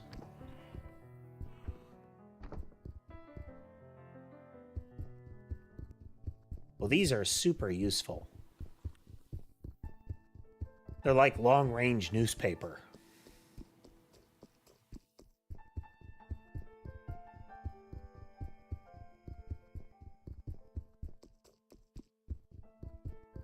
Go around here. This room here. You all right in there? Who's this? It's the Just a friend. I thought maybe you'd like some company. Friend? I don't have any friends. Everybody forgot about me. Well, we don't know each other, but I saw you through your window, and I thought you looked nice. Thought I looked nice? Me? It's been a while since people looked at me and saw a nice thing. Okay, come in.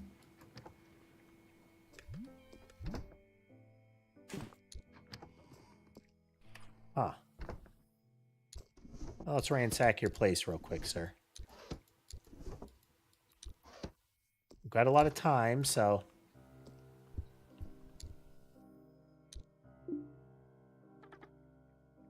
Hey, stranger. I was famous once.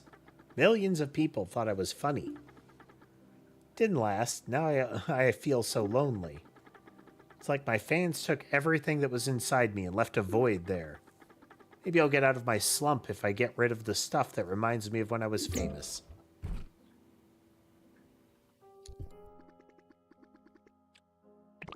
Oh, hey, cool. We can buy things from him.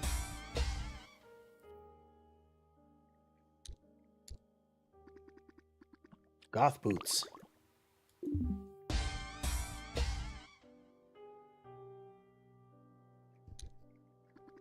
Retro shirt.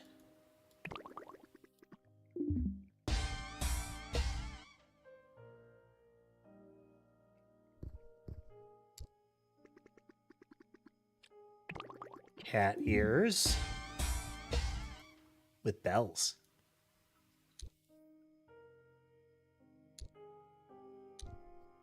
Space pants.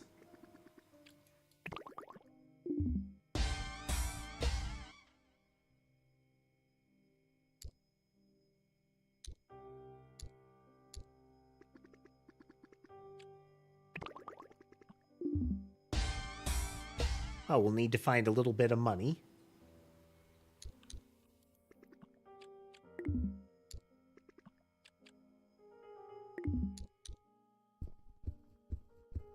Oh, we have a secondary shop now. All right, we need to run back over. Oh, we need to run down to the garden. Running. Wait, no, we know what they're doing. We have time yet.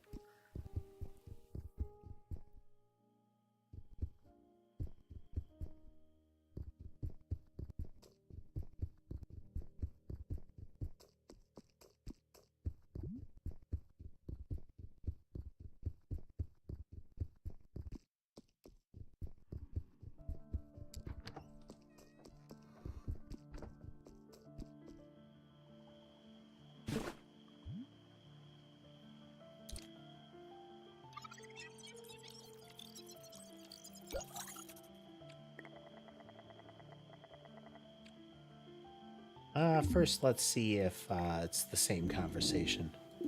He's been forgetful. Okay.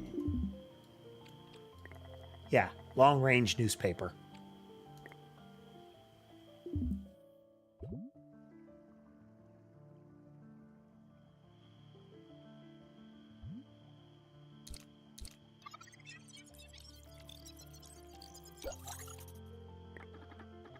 It's convention. It's all glazing. Jam pretends, invited me to sing to help me, knows I can't say no, need the money. He knows I hate this kind of event, won't help my career. Always doing this, wants to keep me dependent and humiliate me. Always needs to have the upper hand. Maybe it's time stand up for myself.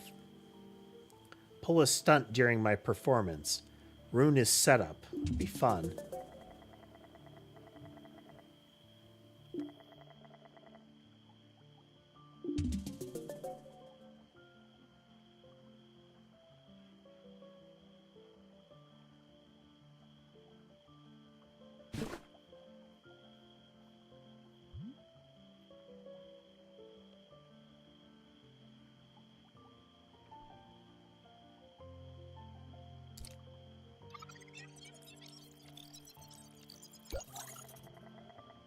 Moving a black pawn to c5 with confidence. Looks like he knows the Sicilian defense by heart. Isn't that a Princess Bride reference?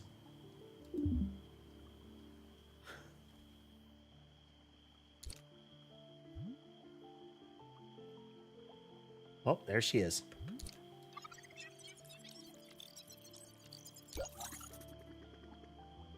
And they're pushing back the press conference again.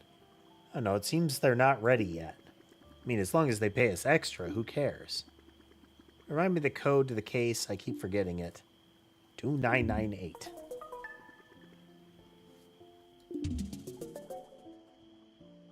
They are. I have obtained... Like, this is a critical tool. Getting those binoculars is crucial to several of these markers. Like, they almost immediately chain into another tool that we need.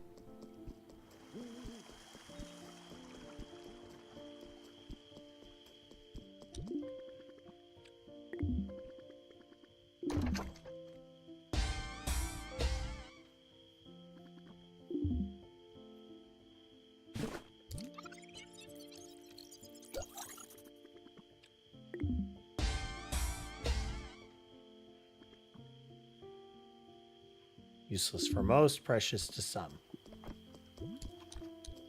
Okay, so we run out this way. Oh, wait. Just want to make sure. Okay, this has gotten us the binoculars and the flashlight. We run out here. Creepy cat should be moving around.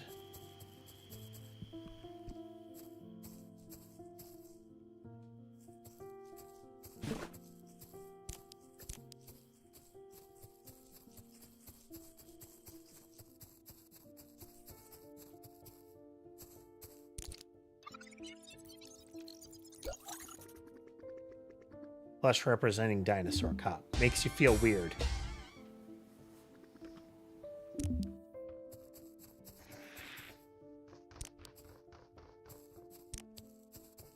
Yep, it runs off if you get too close to it. And if you can follow it, then you can find its lair. We just had already encountered it.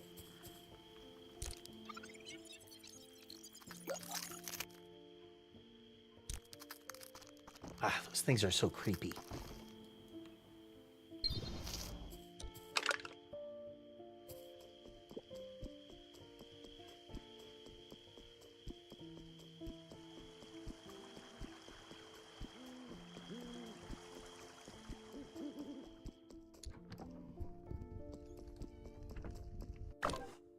Fast enough, we can take that. My Claw Patrol plush.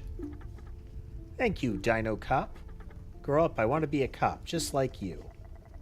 Conflicting feelings overcome you as the kid compliments you. You can't seem to formulate a proper answer. Officer, you brought back the plush. Thank you so much. Here's a small gift. Thank you for garbage.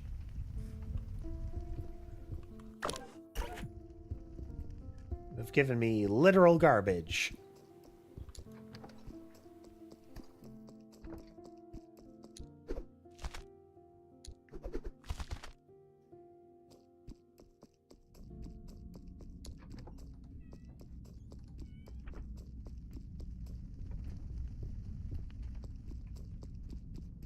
So they're leaving now.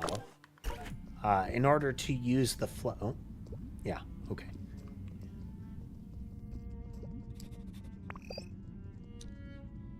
It is the smell of whatever's in the bag, which will be the drugs they're using. We go to the cafe.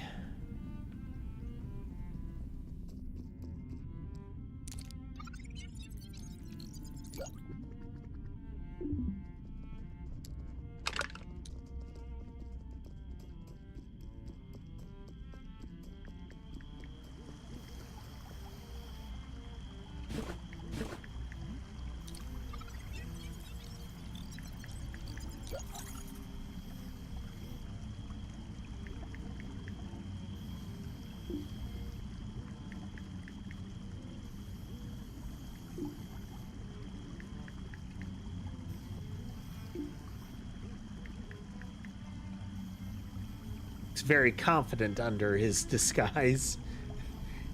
You wish he couldn't outrun you when you try to catch him. You feel powerless. Your emotions are about to get the best of you. Till you spot something odd on his left hand. A really distinctive tattoo. Moron, he didn't cover the tattoo. Now you can identify him. Oh, the sweet taste of revenge.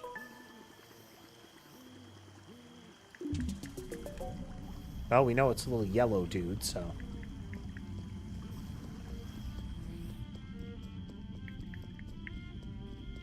I believe there is another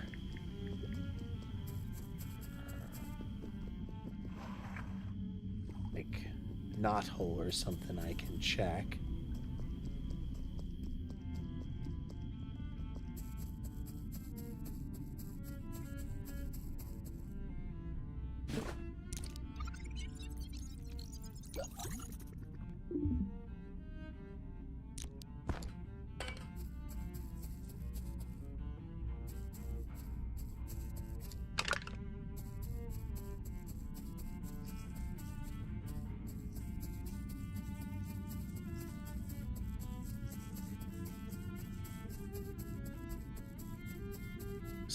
Zip around and verify if there are any other little spots like that.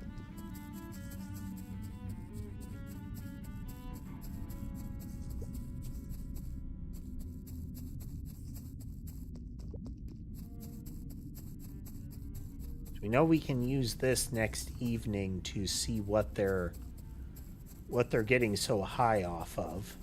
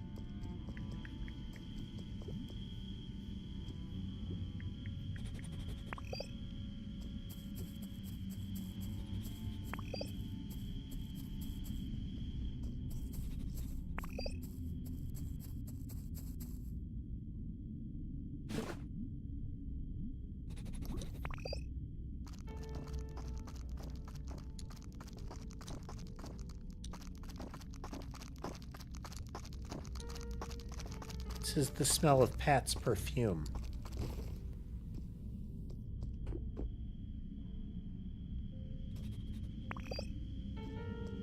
This is unexpected.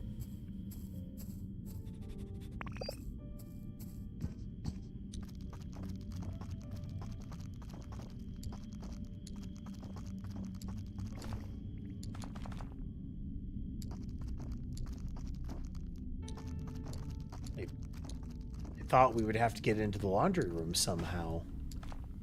I mean, we may still get into the laundry room somehow this way, just...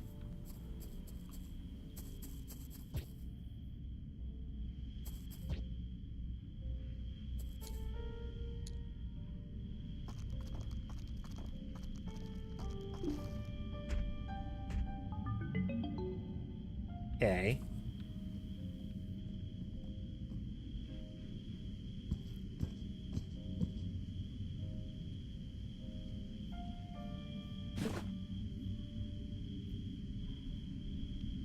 Mushrooms.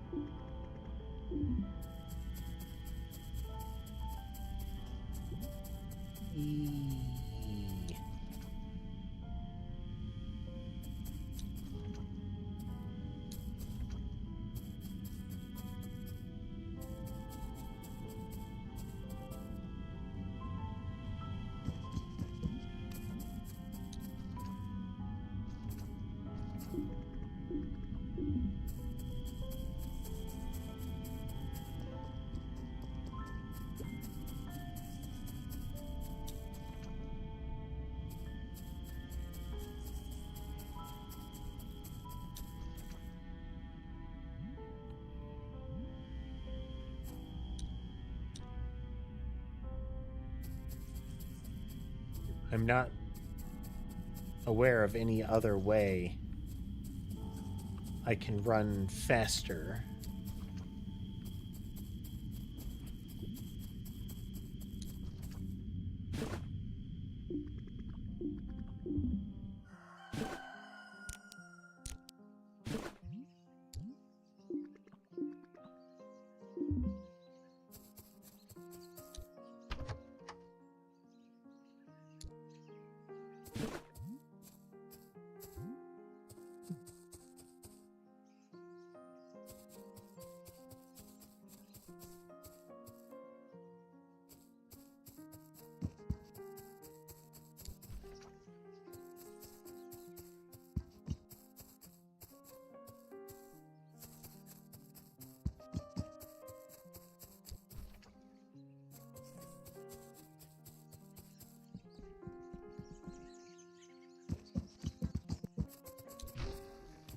Okay, we had to get a bit of a downhill push.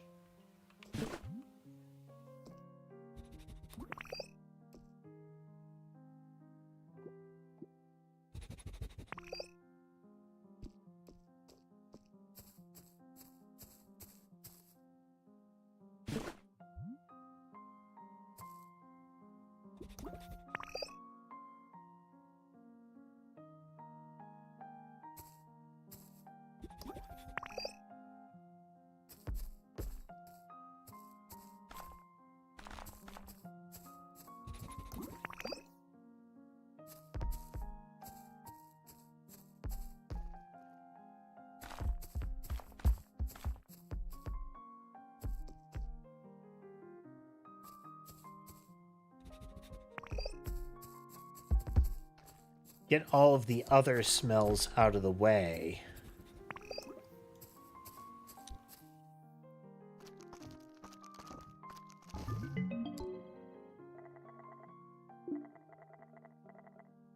Someone left a written note. As an offering to the mushroom gods, I bury my beloved burgundy sweater into the ground.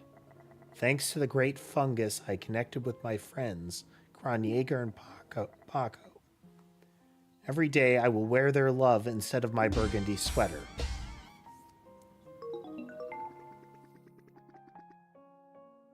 You found Pat's sweater, but you're going to keep it.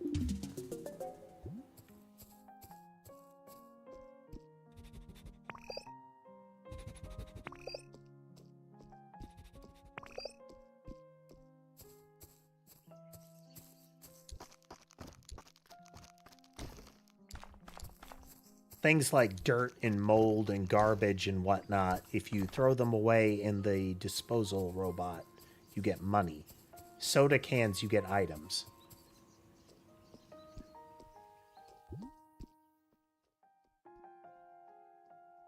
I do not understand the question, Jojo.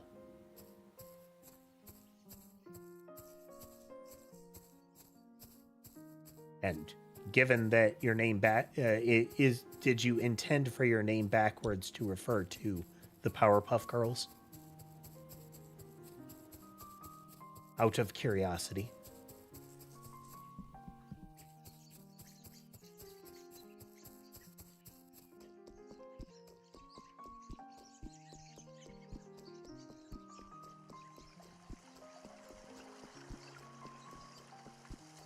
Okay, if we return to our room...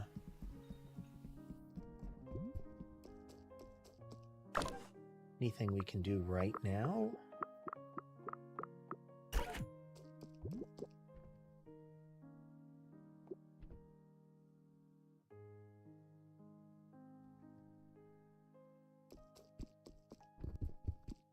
Though in sequence, I would say the Mojo Jojo is the thing that informs what the acronym would mean.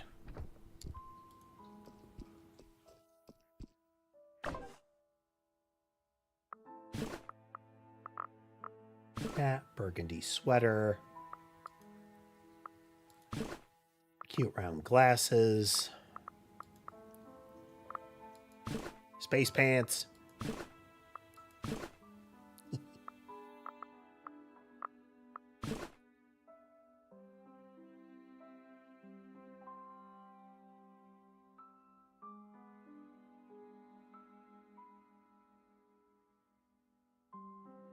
I also have no idea what that's referring to.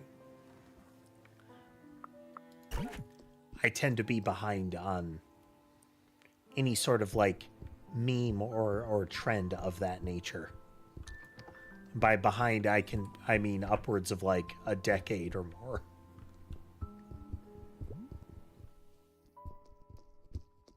Okay, where is Bert at this time? Probably eating. Then convention hall. At the very least, we can catch him at the convention hall.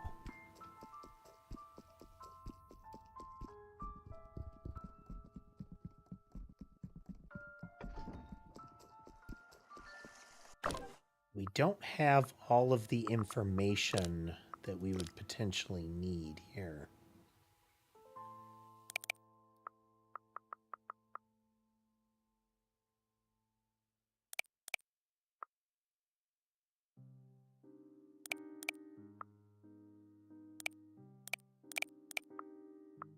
We still need to figure out what that is.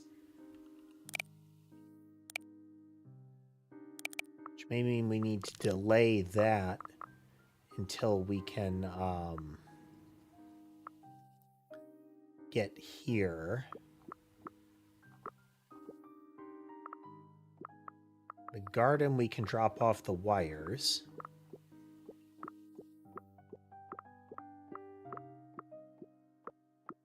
I also appreciate that you have Dragon Ball, like the original Dragon Ball Krillin.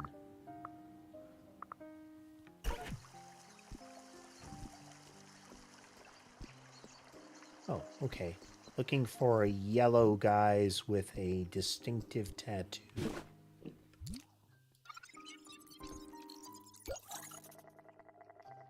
Same tattoo as the tagger who made the very offensive tag targeting you.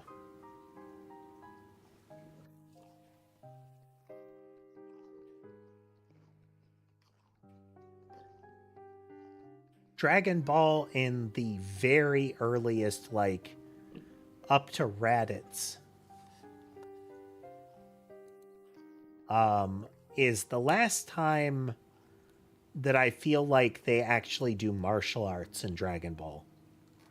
After that, it rapidly devolves into rule breaking.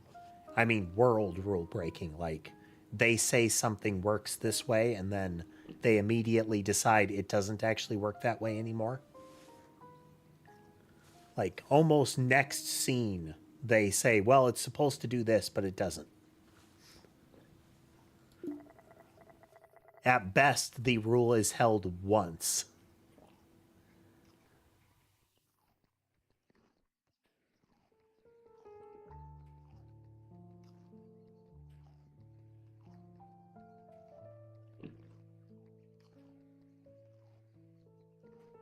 But yeah, first sequence in Z where it's desperately holding a full Nelson where they do a sacrifice play. And in Dragon Ball, a great deal of it, you can see things like footwork and actual punches. And energy attacks are all a big deal. After that, it rapidly becomes just teleporting around or flying around and throwing energy blasts.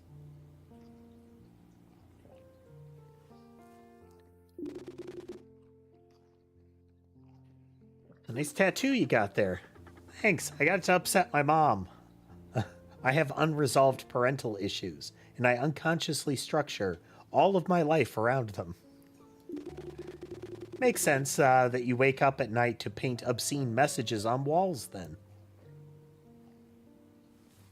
Yeah, and that was a big aspect about the Crane School, is before they learn, before Roshi reveals the Kamehameha to them, the Crane School demonstrates things like levitation and the Dodon Ray and whatnot. And that escalation is huge. Just being able to throw a light laser is a big deal. I can't remember what the actual name is it, but Tien's triangle disintegration attack is terrifyingly powerful. And it is supposed to be one of those, if you lose control of this, you will probably kill yourself and lots of people around you.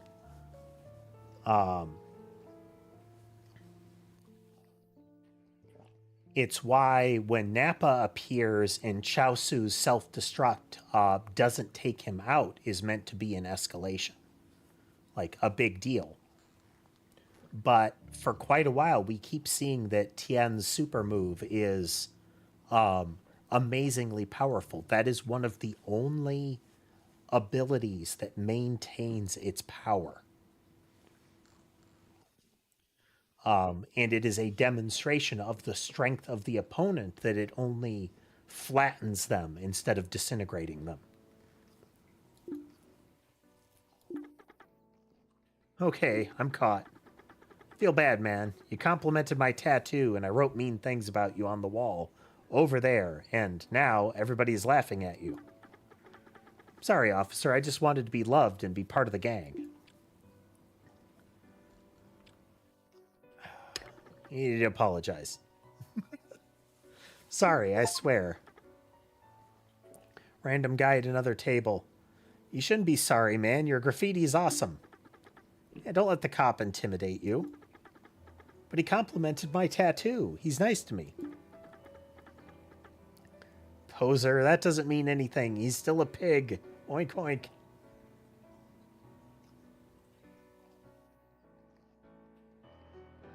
Yep. It's... Kamehameha is another one that gets power creeped hard in Z. That is a burn most of your energy attack. That's what makes it so powerful, is that it's fantastically draining. But because you expend so much power, it is commensurately that powerful. But very quickly in Z, it becomes Hadouken. It's just another fireball. It is not any different than any of the other energy attacks. There are a lot of characters starting in late Z that are, I think, unforgivably badly represented in the series. Like Piccolo, Gohan, and similar are tragically left out, but the worst are characters like Krillin, Roshi, and I can't even remember his name now, and that's part of the problem. The guy who's always in the crater in the meme, one of the one killed by the Cybermen.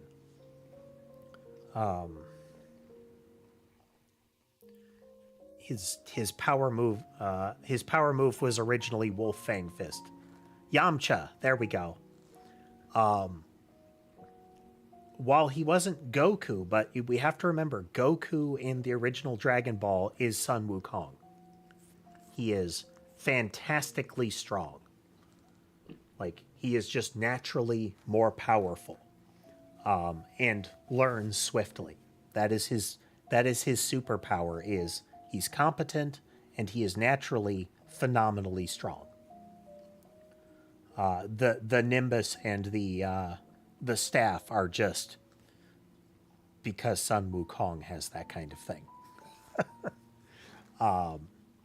The fact that he doesn't use the power pole outside of the movies is another tragic omission.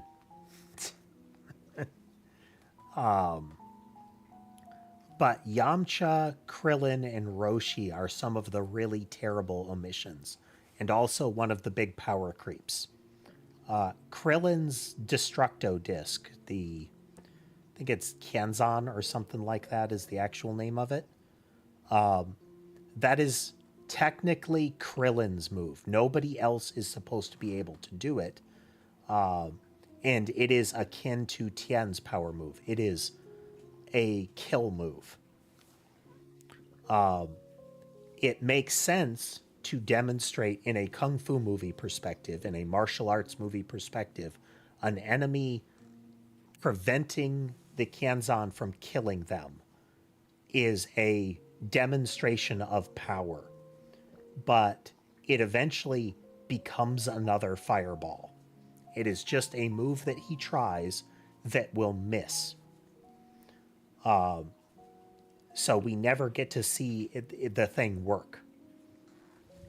And that's terrible, because by the time of things like Super...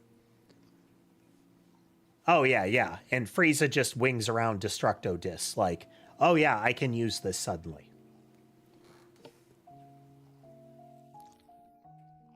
Yeah, we could play the card that he learned the move after Krillin hit him with it, but they could have at least made a bigger deal out of it that he learned the move from Krillin by observing it and is now throwing the kill move back.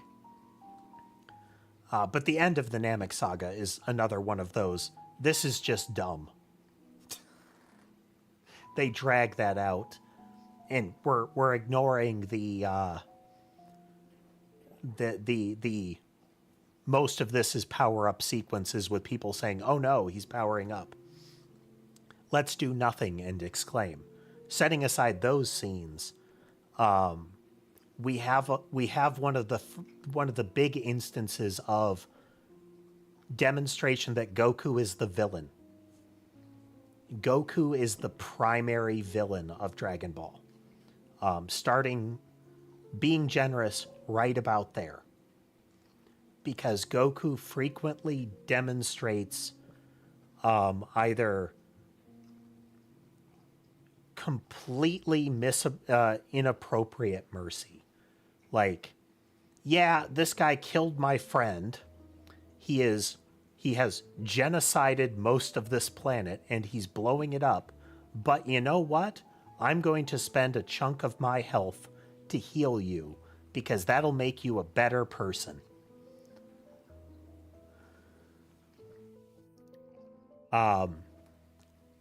Cell Saga was their last chance. The end of Cell Saga said it's never going to get better. Because at the end of Cell Saga, they had an opportunity to do a passing of the torch to Gohan. Like, the scene was set up.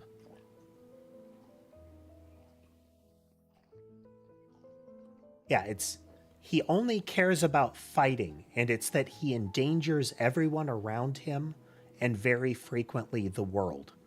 Super is the most egregious instance of that, where it is straight up told to him, do not do this. If you try to do this, if you mention anything like this, everybody is in danger. Across dimensions, everybody is in danger. And he's like, oh, but I get to fight strong opponents. Feel bad for the kid. Ask him one last thing before leaving him alone.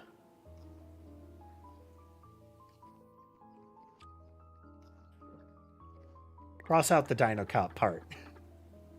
Only that part? It's kind of a weird request, but okay. Do you think you're better than your coworkers or something? Given the coworker that we work with? Yes. Yes.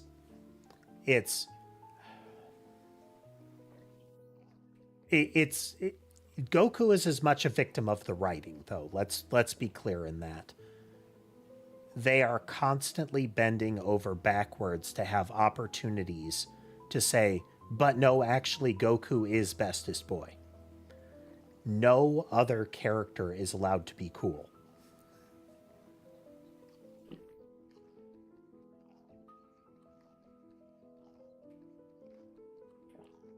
But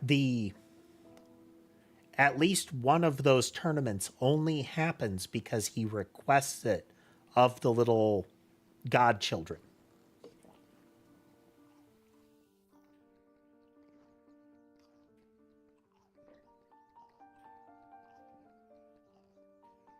It was until he suggested it to them, the idea of a tournament did not enter their mind, and because there had to be stakes, and I could be remembering this wrong, but because there had to be stakes, it was, we'll destroy your universe if you lose.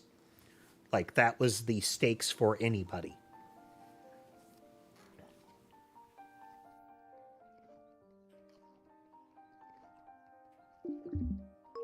Now, I know there are also multiple tournaments in that sort of arc.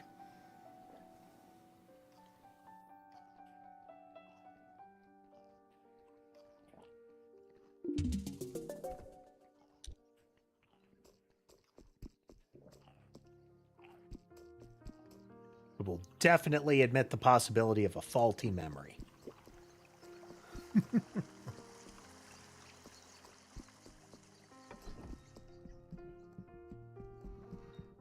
Does that make it look better for Goku? Yes. Does it make it look better for the writing if we take that?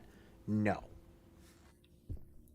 Super is another instance of let's dawdle around until Goku's hair dye sets.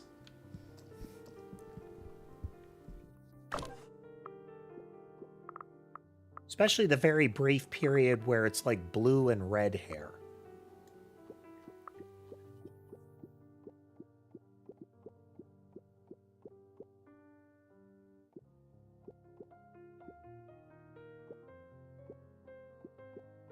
Okay, let's see here. We need to get to when he is signing autographs, which is about 11:30. Then after the debate, Carmen will be in the lobby.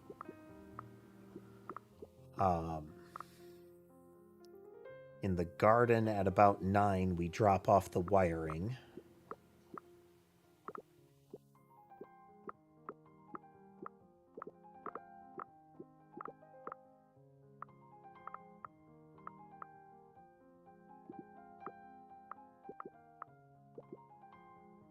What was the period where they decided that the Super Saiyan form of the moment was going to be,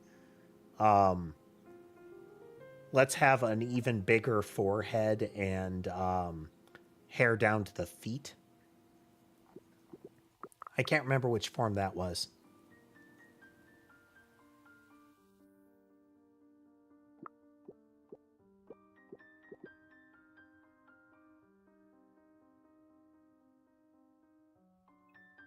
What was another element of that? So we had the fantastic scene of recruiting Krillin,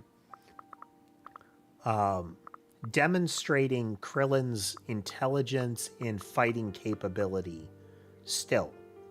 And let's keep in mind, at that point in history, Krillin is cemented as the strongest human. Roshi is still fantastically capable, but is well past his prime. He has been exceeded by his students.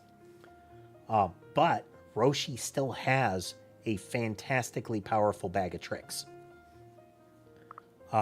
Those two are recruited and Krillin gets a cool recruitment scene, and Roshi gets the, like, I get some cool stuff, but I am past my prime. I cannot keep up anymore, which I think is a valid path for that character. Krillin is egregious because his participation in the tournament ends with what amounts to a fart joke.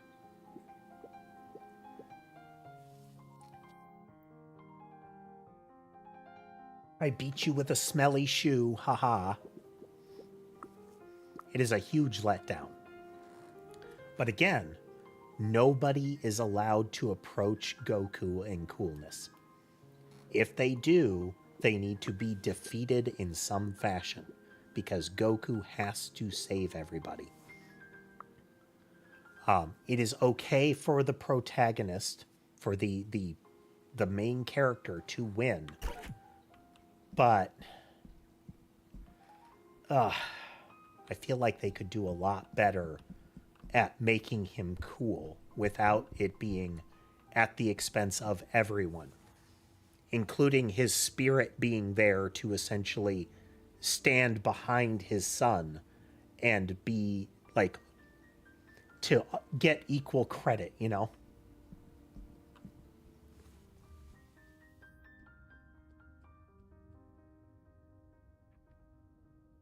I like how they had to come up with an excuse for Boo not to be able to participate.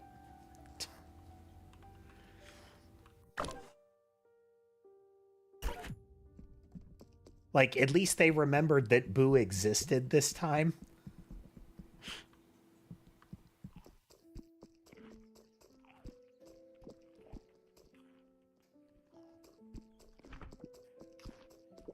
Okay, well, we can't participate in the debate, so that's useless. We need to get to 2 o'clock. Does this get us to noon or what?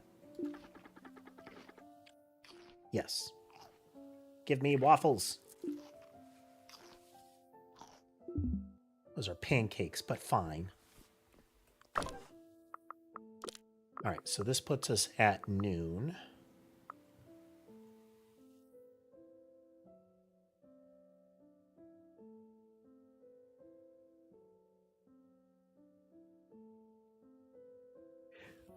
It's, if I recall, it's he was too stupid to pass a written test to get in.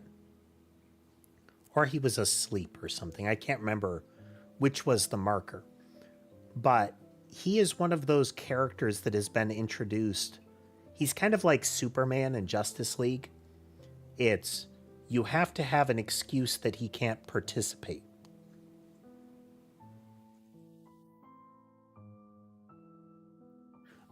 Because he is actually stronger. Like, he would be able to win. And we can't have that because we have to keep the camera on Goku and, for some reason, Vegeta. Vegeta is presented as the rival of Goku, but again, the writer spoils that over and over. Because he's never actually Goku's rival after Namek. He's also an example of, oh, he was a villain. He was a monster, but now we're cool.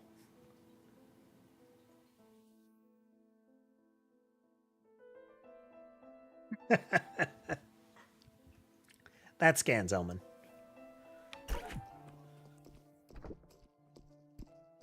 Um,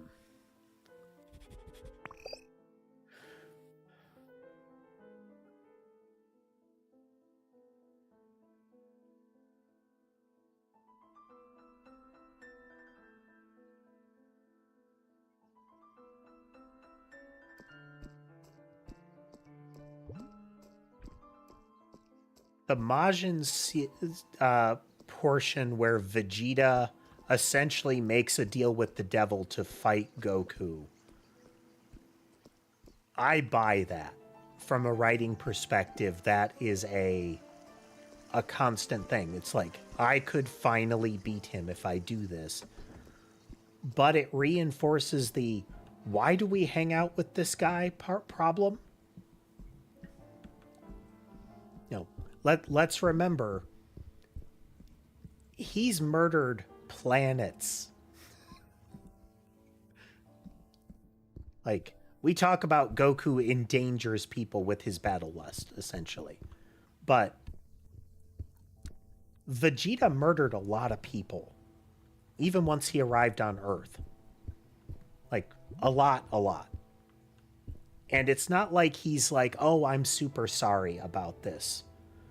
I don't consider you people super inferiors anymore.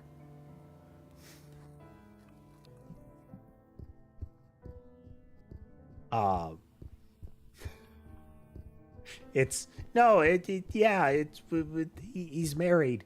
It's a common problem in a lot of shonen anime. Is we have recruited the villain and now he fights for us thing. And everybody conveniently just kind of doesn't talk about the evil. I appreciate that they acknowledge that Frieza's still a bad guy and they have him quickly do the betrayal, but recruiting him is kind of... No. No. Like, oh, we need him because he's strong. No, you don't.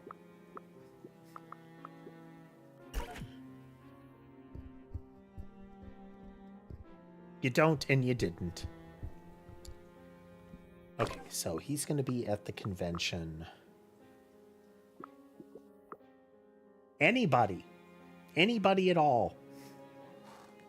Mr. Satan could have been there. It would not have changed the plot at all.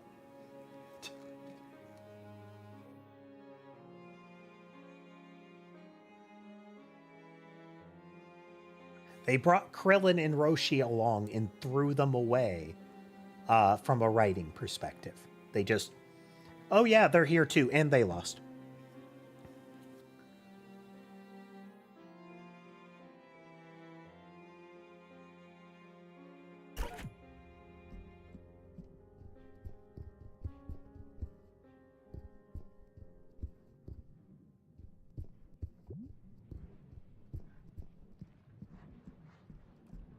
Again, it's a...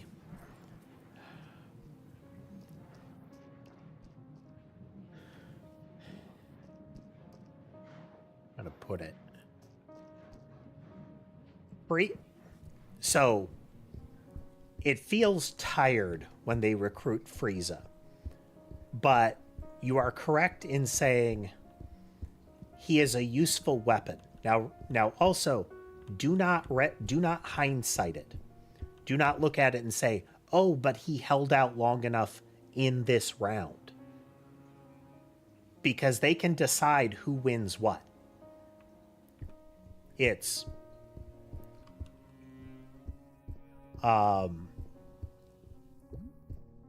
and the nature versus nurture thing would be a cool thing to bring up in their interactions with Vegeta.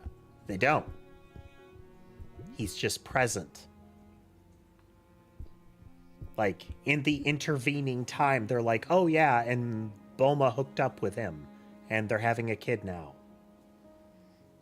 It would be really cool if we demonstrated the character development. It's implicit in the mind of the fans.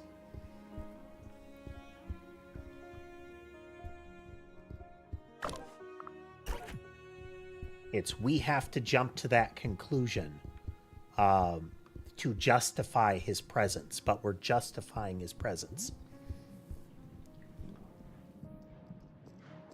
And even then, we further justify his presence in the Boo one after he says, hey, I'm going to join Team Genocide in order to fight Goku. And then we forgive him again. Oh, but he was influenced by a villain. He's still a bad guy.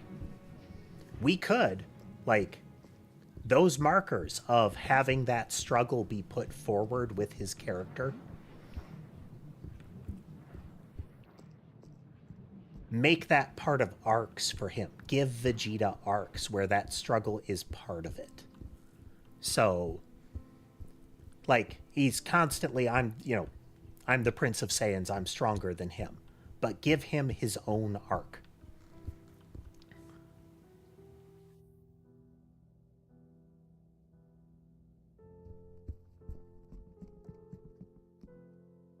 I think that's ultimately how a lot of it boils down to.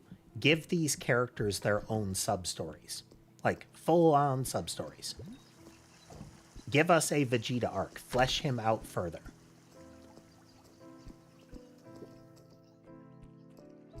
Don't just, play the, oh, he's a Saiyan, that's how he is. One, that gets kind of gross really fast.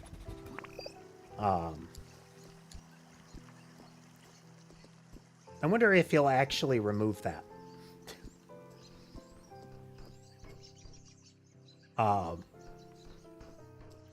But, like, if we're going to have those characters, give them their full story. Let them have a moment to demonstrate this is why they're with us.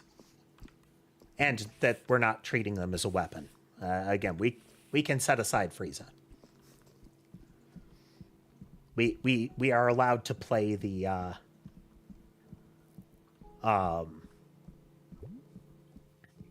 we are bringing forth a demon to fight for us, kind of thing. Well, thanks for joining us, Jojo.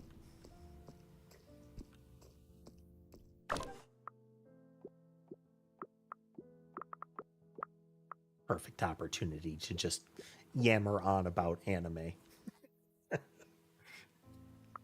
Yeah, we could use coffee to skip time, though. Okay, so with the flashlight, if we get past the debate and we go to when she's in the lobby, oh, we'll have to get him after this. All right, we need to go to about 4 o'clock next.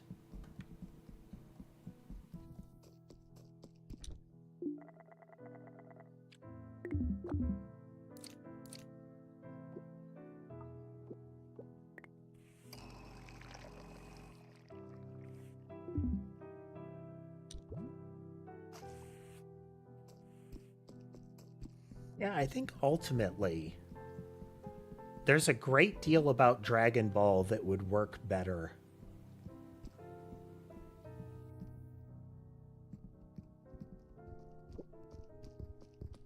Oh yeah, yeah. I don't think that it's necessary to remove the they want to fight. That there is some sort of component to that. but I don't think we should just play that as a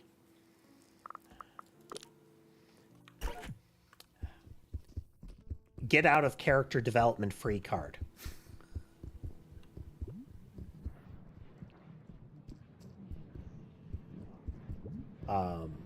It is an excellent opportunity for a yes and.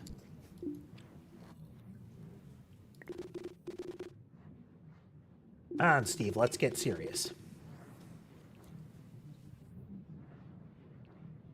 You talk about humiliating Jan because he kept humiliating you. At some point, you even said you'd do something so crazy during his show that he would never get elected because of it. Feel like you could be the key to my case after all. Mr. Officer, keep your voice down. You've got my attention. Whatever case you're working on, I'm innocent, I promise you. I can explain. I stay in room 200. Come meet me tomorrow morning between 7 and 11:30. For my safety, it's important we don't speak about this in public. Okay.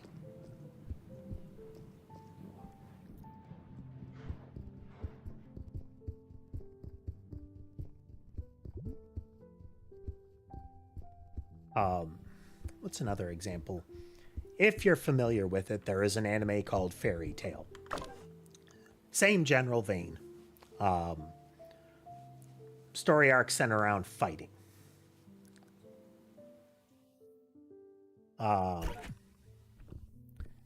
And at one point, you have a villain that is meant to be kind of a evil form of the main character. They're essentially dragon slayers, and they have magical powers affiliated with the dragon that they are affiliated with. So you have the fire dragon slayer as the main character, and then at one point we have a major villain that is the metal dragon slayer. And the metal dragon slayer straight up crucifies one of the allies, stakes them to a central tree in the town with giant metal spikes.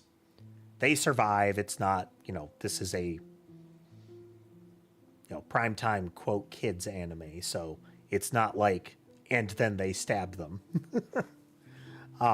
But she is out of commission because of that. It absolutely happened. That character remembers. But Metal Dragon Guy is now also part of the team constantly.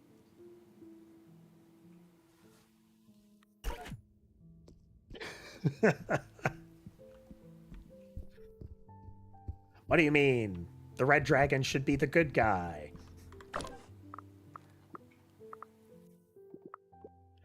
In D&D terms. Okay, so we have that. We've talked to him there. We need to talk to them there. He's going to be in the lobby, but we don't have the rest of the dynalism information, which we need to get from Carmen, who is going to be in the lobby at 6, so we can coffee forward again. And you are allowed to redeem characters. Let's not... I feel like people are quick about the free redemption card, but it's a story. So let's assume they can be. That they are truly repentant and everybody is okay with it. That shouldn't be a during a fade to black, between seasons, shouldn't be something like that. They should get an arc.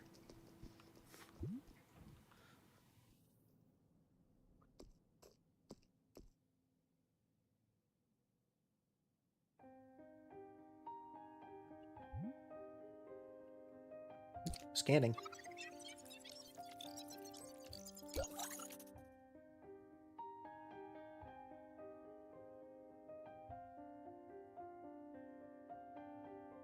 It's the...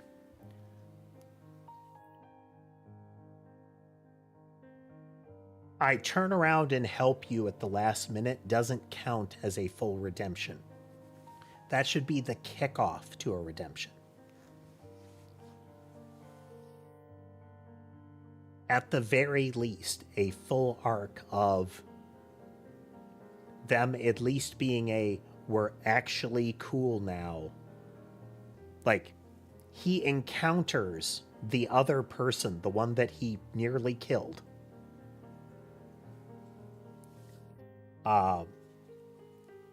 Again, give that guy a story, like where they are the center point of at least some moment of direct forgiveness. Could be like an episode or two kind of thing. But what do I do to at least come to terms with the people that I directly hurt? And it can't be, I didn't fight to the death with the heroes. I turned on the bigger bad. That was the cost of admittance. That's where, okay, you could be redeemed. And, like, we didn't get that with Vegeta. We get you were the bad guy. I think we also... Anyway, you were the bad guy. Fade to black. You married Bulma. I want the story from in between that. I know that I'm not actually the target audience of this. Like, I want that story. Not just signing autographs, writing extensive messages. We need employment and housing adapted to the needs and bodies of the Dino people. Can only be exploited. We want capitalists to stop robbing our bodies. Okay, there we go.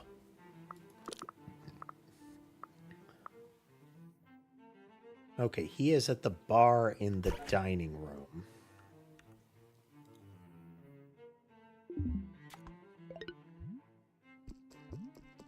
Theory. So I think that's also an important caveat to what I'm saying is I acknowledge that there are elements of these that are not written for me. Like, I can't stand solo leveling because they break their own rules immediately. Like, one of the core plot arcs is breaking their own rules. Constantly. The initial concept, this is the exception, okay. But then the constant revision of that and the inability to assess what they are claiming becomes a problem for me. But it's also a power fantasy anime. It is a revenge fantasy and a power fantasy. We do also need to evaluate the fiction in its domain, in the this is what it's for kind of thing.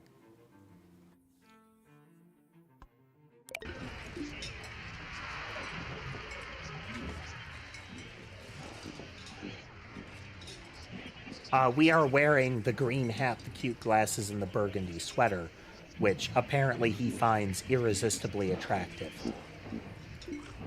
Hello, stranger. My name is Bert. How may I help you?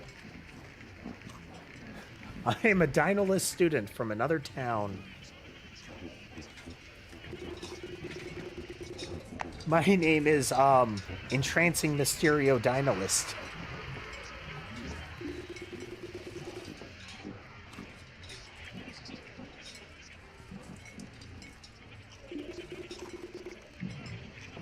Kind of like, how I'm saying stuff like, I want to see them actually give proper,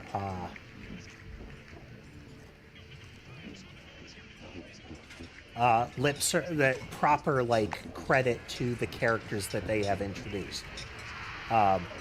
One Piece is painful in a lot of ways for me, but one of the key ways that it's painful is they can't decide if Usopp should actually be there.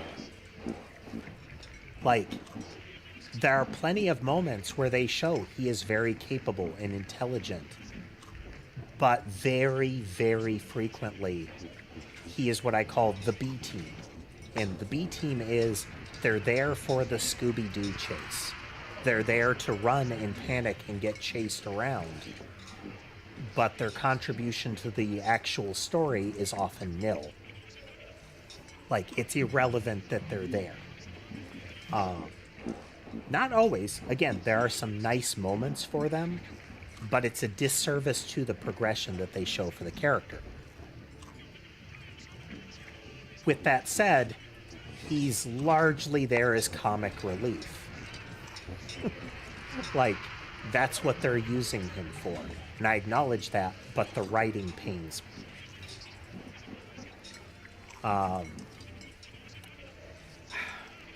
There are a lot of anime in the past 5+ years.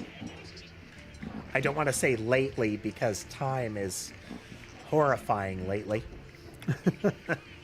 But revenge fantasy and worse have shown up a lot in mainstream anime, and it's kind of disturbing.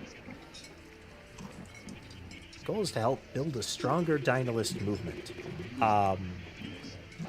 Like, Shield Hero starts out as pure revenge fantasy, and it maintains some of that. And while the theme that they're talking about is largely rooted in the system, like the RPG world they're in, there are elements to what they're actually using for that system that are real questionable.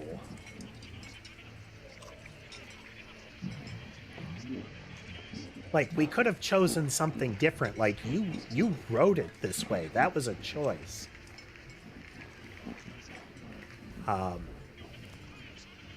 It's the trope, artist poorly concealed fetish. Or writer's poorly concealed fetish.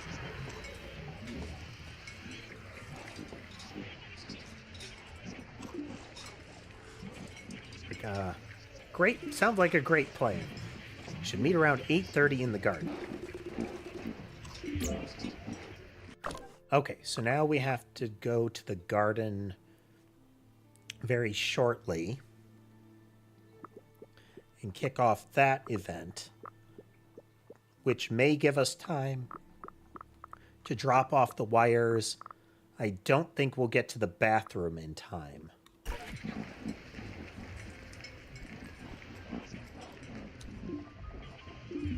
Okay, still wait for that. I didn't need to loop around this way. The exit's right there.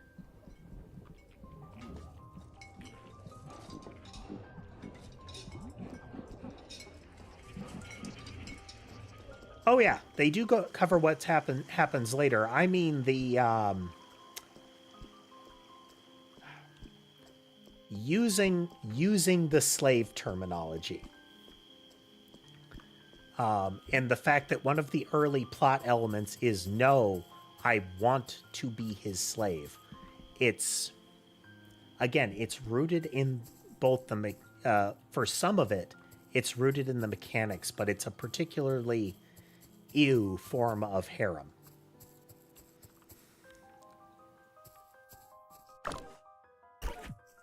Can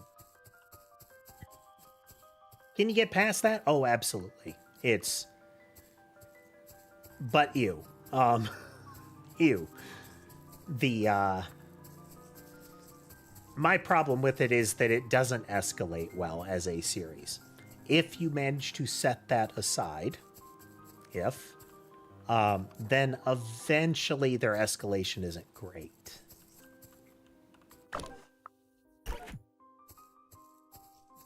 Which, I mean, we were just talking about Dragon Ball, and Dragon Ball is one of the iconic we don't do escalation well. Like, the stakes escalate, but character power and threat don't get that nice back and forth.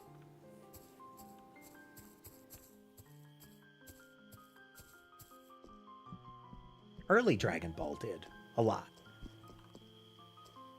Again, by the end of Cell, it's right out the window, but personally, by the end of Raditz, it starts going out the window.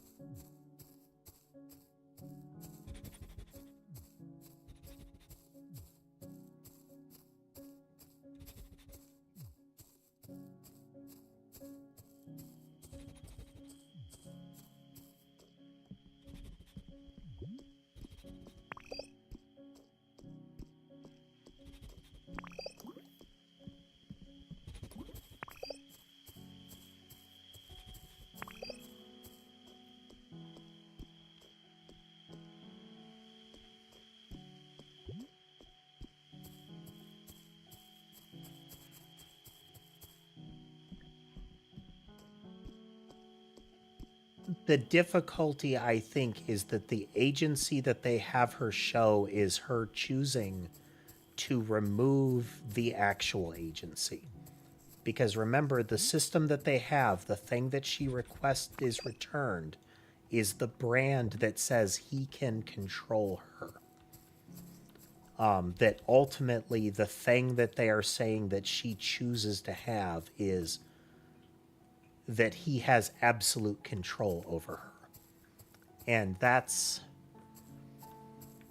the tricky element. The I want to stay with him despite that.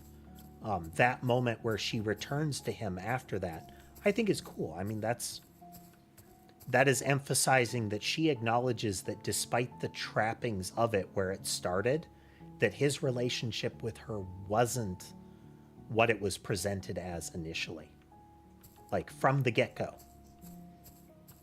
And the dynamic between the characters isn't that, but there is that element of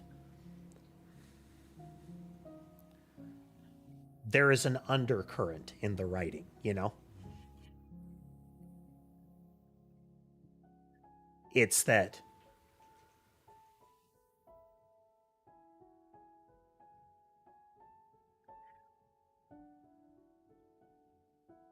and again, this would be fine if that doesn't become a mechanic that they keep demonstrating later.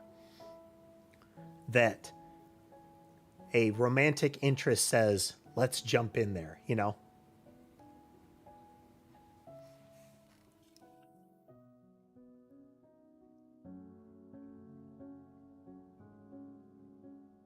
The bird girl and what have you.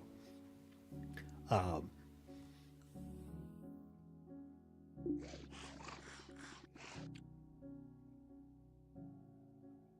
let's see.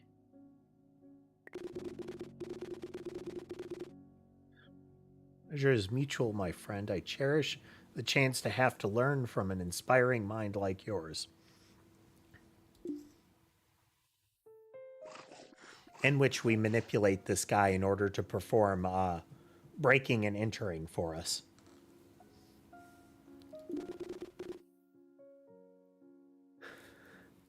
From Boise, Idaho. I heard Boise's Dynalist Circle was plagued by a lack of accountability towards the harm caused to omnivorous holding bodies. What do you think of that? I think the omnivorous that hold their bodies have the right to do so with no harm caused by their accountant.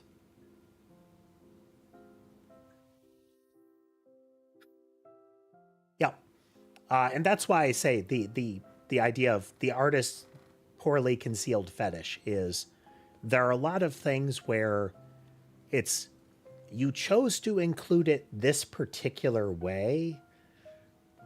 It's clear that that was a choice that you made. Like you wanted this.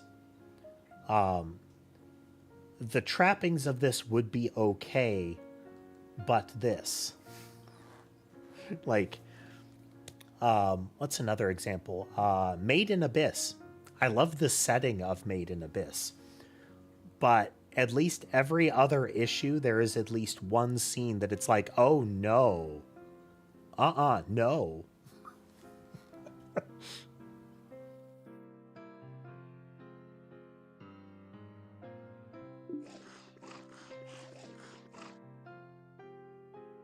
Just said, I didn't understand. It caught me off guard. Was it dumb or really intelligent? If it was intelligent and I didn't get it, I must not let my ignorance show so quickly. Let's ask him more questions and see. Made sense, and I'm aware you are not defined by the flaws of Boise's Dynalist Circle. You're a person of your own. It's poor Bert. So, for a refresher for folks, we broke into Bert's room. We stole their room key, got into their room, found their diary, read their diary to determine their kind of fantasy romantic partner, we are posing as, and we can see that Bert is desperately trying to keep that in mind. because they are coming off of what they perceive as a really painful breakup. We are doing a bad thing to further our case.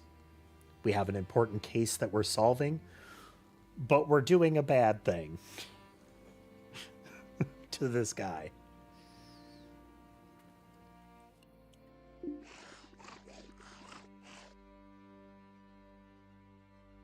One of the main questions that divides our movement is, what do we do about humans? Where do you stand on this one?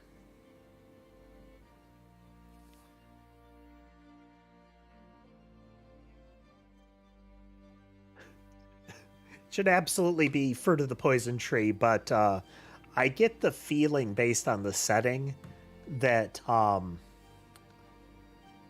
it's much more of a feast from the baskets of food that we produce from the fruit of the poisoned tree court system.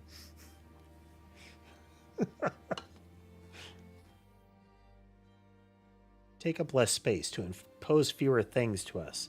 They need to co-constitutionally evolve alongside us.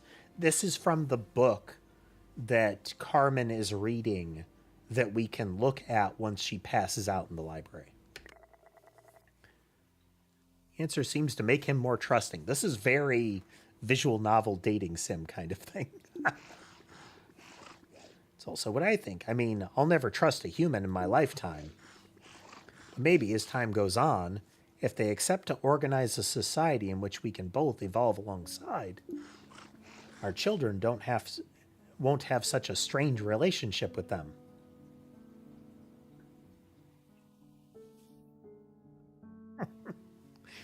The Phoenix Wright style, casemate. Yes, all of the evidence shows that you are not guilty in every way, definitively.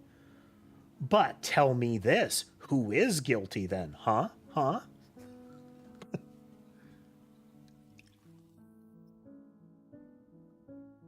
Because if somebody else isn't guilty, despite all evidence to the contrary, it must be you.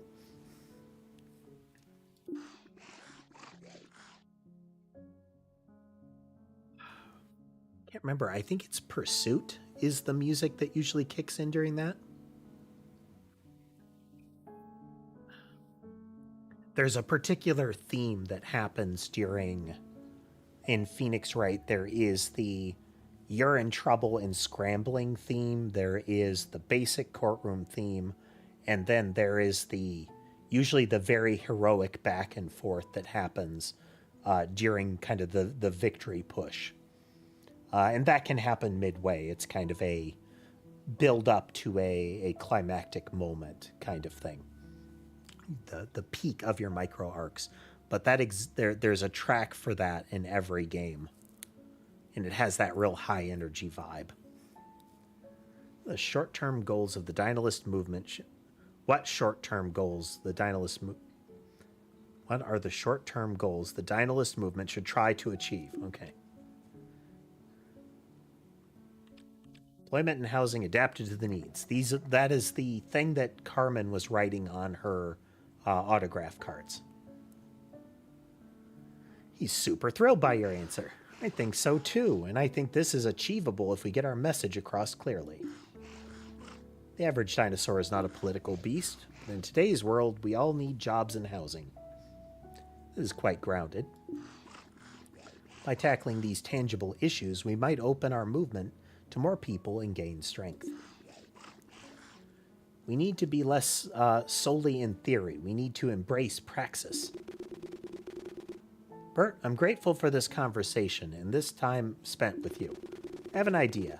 It's a bit silly, but we're getting along so well. Why not have a bit of fun? I figured out which room Dinocop is staying in. I know that as we speak, he's not in there. He's outside having a chat with his stupid partner, Mark. If you weren't here for the beginning, Mark is the prime example that there is a very civil rights movement allegory going on here. And Mark is our token very bad cop. Like, his first words in it, and from then on, are, I'm one of the bad ones, is the emphasis of that character. He's meant to demonstrate the default as far as how much of law enforcement in this setting views the dinosaurs.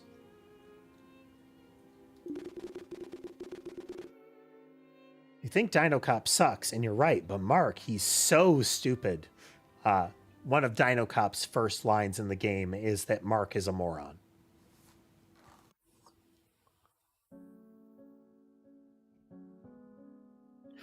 Again, the emphasis being Mark is a bad person, is what they're trying to call out, not a, like, that's where it derives from. So the he's bad at his job follows. What if we used your hard head to break down Dinocop's door? He'll come back to his room and realize he's not welcome here. That would scare him a bit. That's not a bad idea.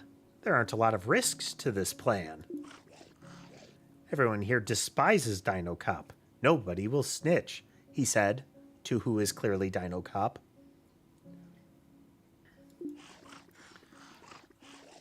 Though it does make you wonder, what is the differentiation folks have?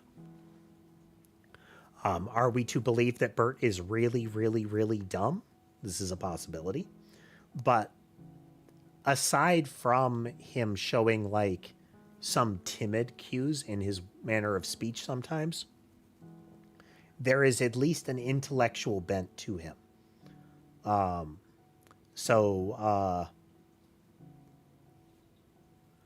He doesn't seem to be a, her der boss, what we do today kind of character writing. So what is it that they differentiate? Because is it that he is just dazzled by the ideal outfit that he described? That seems to be the case. Because he is able to look at us and say, that's clearly not Dinocop. And that seems to be their angle, is that he is deluding himself. What do you think more specifically about the police?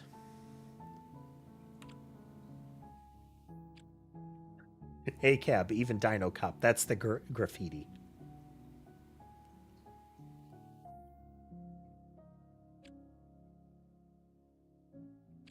I believe this is his stance, is that the dinosaurs need a means of policing themselves at this time. He's stoked about your answer. This is the stance that he makes at his booth, is that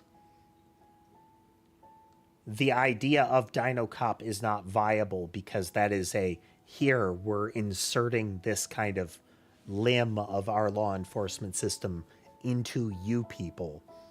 And instead, what he's saying is there needs to be a law enforcement within our community that can grow and eventually, like, collaborate with. How they would do that, we don't get that far. But given the disparity in the systems, it's not shocking that they would want something like that. We need to form our own criminal justice system. For sure, it'll be fairer than the ones humans use. In the end, they'll probably steal our ideas, make them their own, and pretend they invented the whole thing. That'll be another fight, one we already know too well. And I'm down. Let's do this. Let's show Dinocop he's not welcome. Be the first Boise X Monstervrath Dinolist collaboration. A small but satisfying one.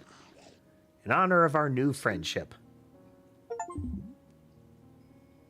Hopeless romantic. Date someone. Room 202 is where the copper stays.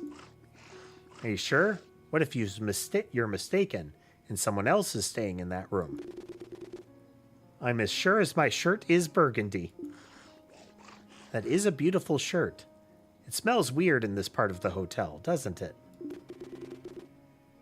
Yes, because a rat stays in room 202. It smells more like chicken or human meat, if you ask me. I am reminded of Undertale's papyrus encounter, with the fantastically complicated dating interface.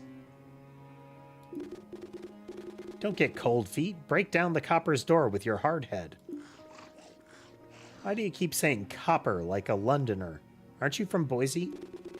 Oh, it's because I'm excited. My English side shows up when I get excited. My father was English. He's dead now. Super dead. You can't find no information about him online. He died before any social media got invented, even MySpace. You're such a surprising character, entrancing Mysterio Dino Listo. Never met somebody quite like you. Your personality is so unique. Some could think you're making it up on the fly. But I know you. We had such a beautiful discussion earlier tonight.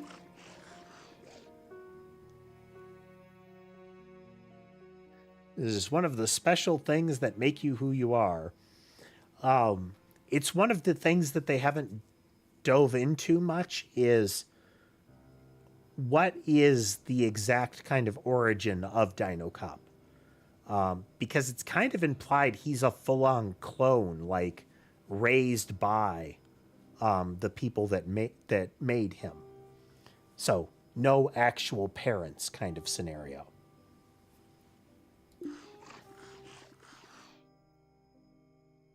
Your burgundy sweater, your green cap, and your cute round glasses. Just watch me. I'm going in.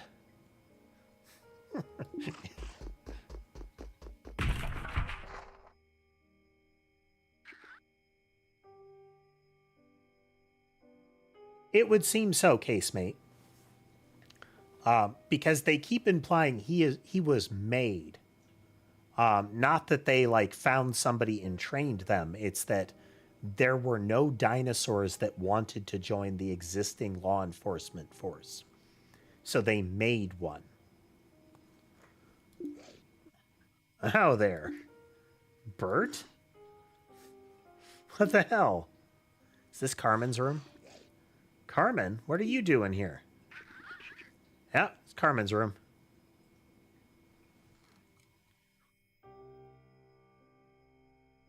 Well, of course they're built. They have to be made better, stronger, faster.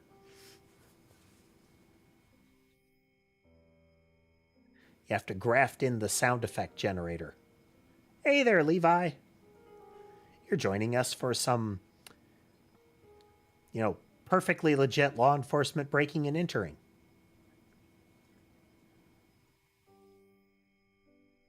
What are you doing in my room, Bert? Told you I needed some space to think about our relationship, and you crashed down my door? Never struck me as a violent and possessive guy. I'm sorry. You weren't supposed to be here. Ooh, bad phrasing. It's supposed to be Dinocop's room. That's what entrancing Mysterioso Dino Listo told me. I guess he was misinformed. What are you even talking about? Entrancing Mysterio Dino Listo? Did you hit your head too hard? My new friend, Entrancing Mysterio Dino Listo. He's a dinolist from Boise.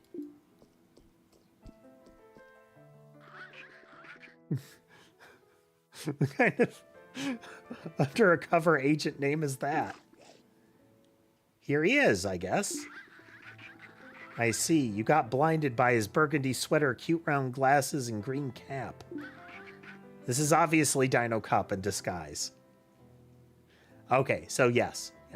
It's you were dazzled by your ideal girlfriend outfit.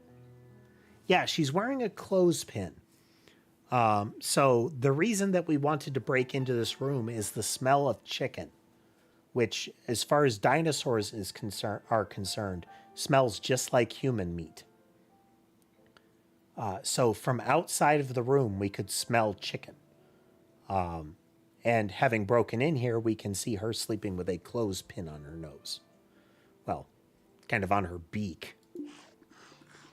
We had such a deep conversation. I wasn't even flirting. But even then, I couldn't keep my eyes away from his perfect fashion style. Carmen, you're under arrest for possession of human meat. What? Don't play dumb. Your room reeks of human meat. Even I can smell it, and everybody thinks I suck at smelling. Mr. Officer, I'm not playing dumb. I can't smell anything. I wear a nose clip when I sleep. It helps with breathing. It's good for your brain. You should try it. It does smell like chicken in here. Find the source of the meat smell.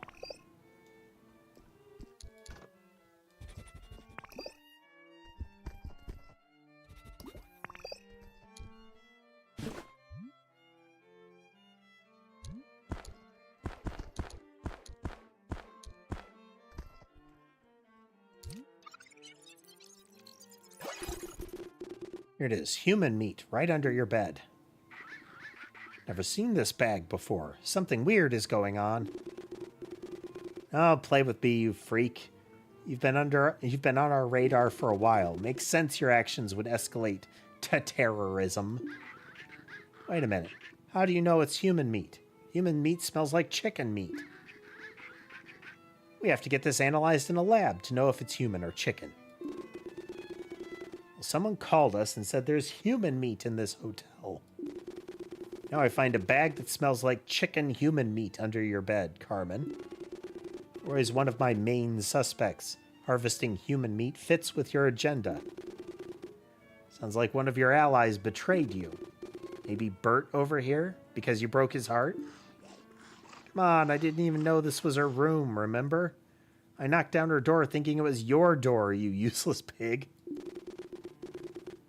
Why are you mean to me, Bert? I thought we were friends. Wait, who called you? We don't know. Caller wanted to remain anonymous. How convenient. What, you mean anonymous tips could possibly be abused?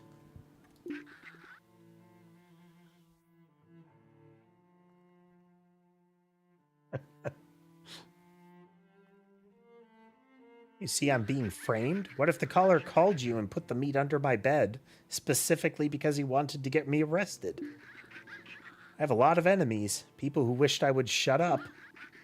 You, Dinocop, could be that person for all I know. You'll arrest me now if you want to arrest me. I'm a dinosaur and a controversial public figure. My whole profile plays against me.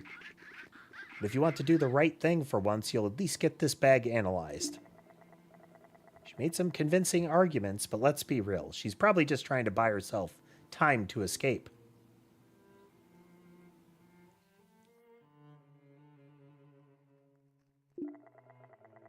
So now we get the meat analyzed. We have a lot more things that are unresolved.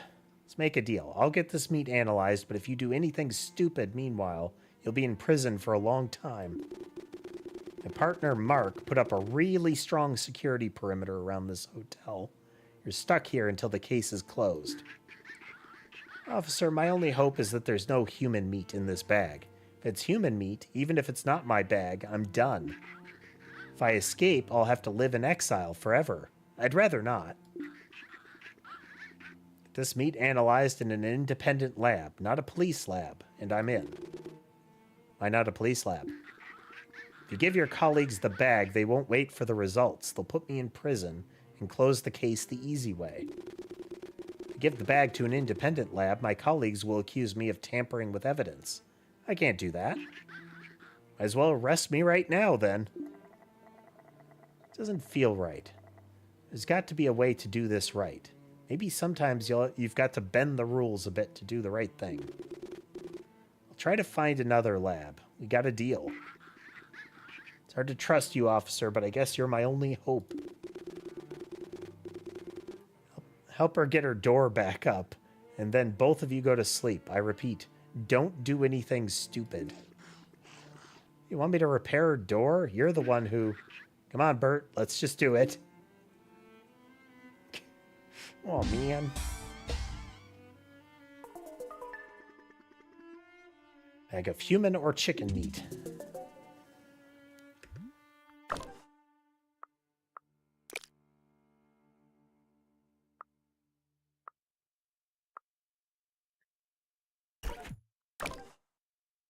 So we still have whatever Bazaar and Kronjaeger are up to. So what time we got here? Okay, they're already in the bathroom, which means we can't enter. And we're already past the time for that. Not too shocking. Okay, so we'll have to cycle the time here. Checking a couple of things here. Buttons, buttons. Do, do, do, do.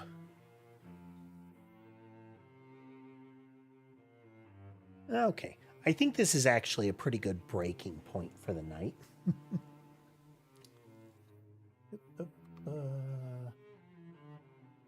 That one.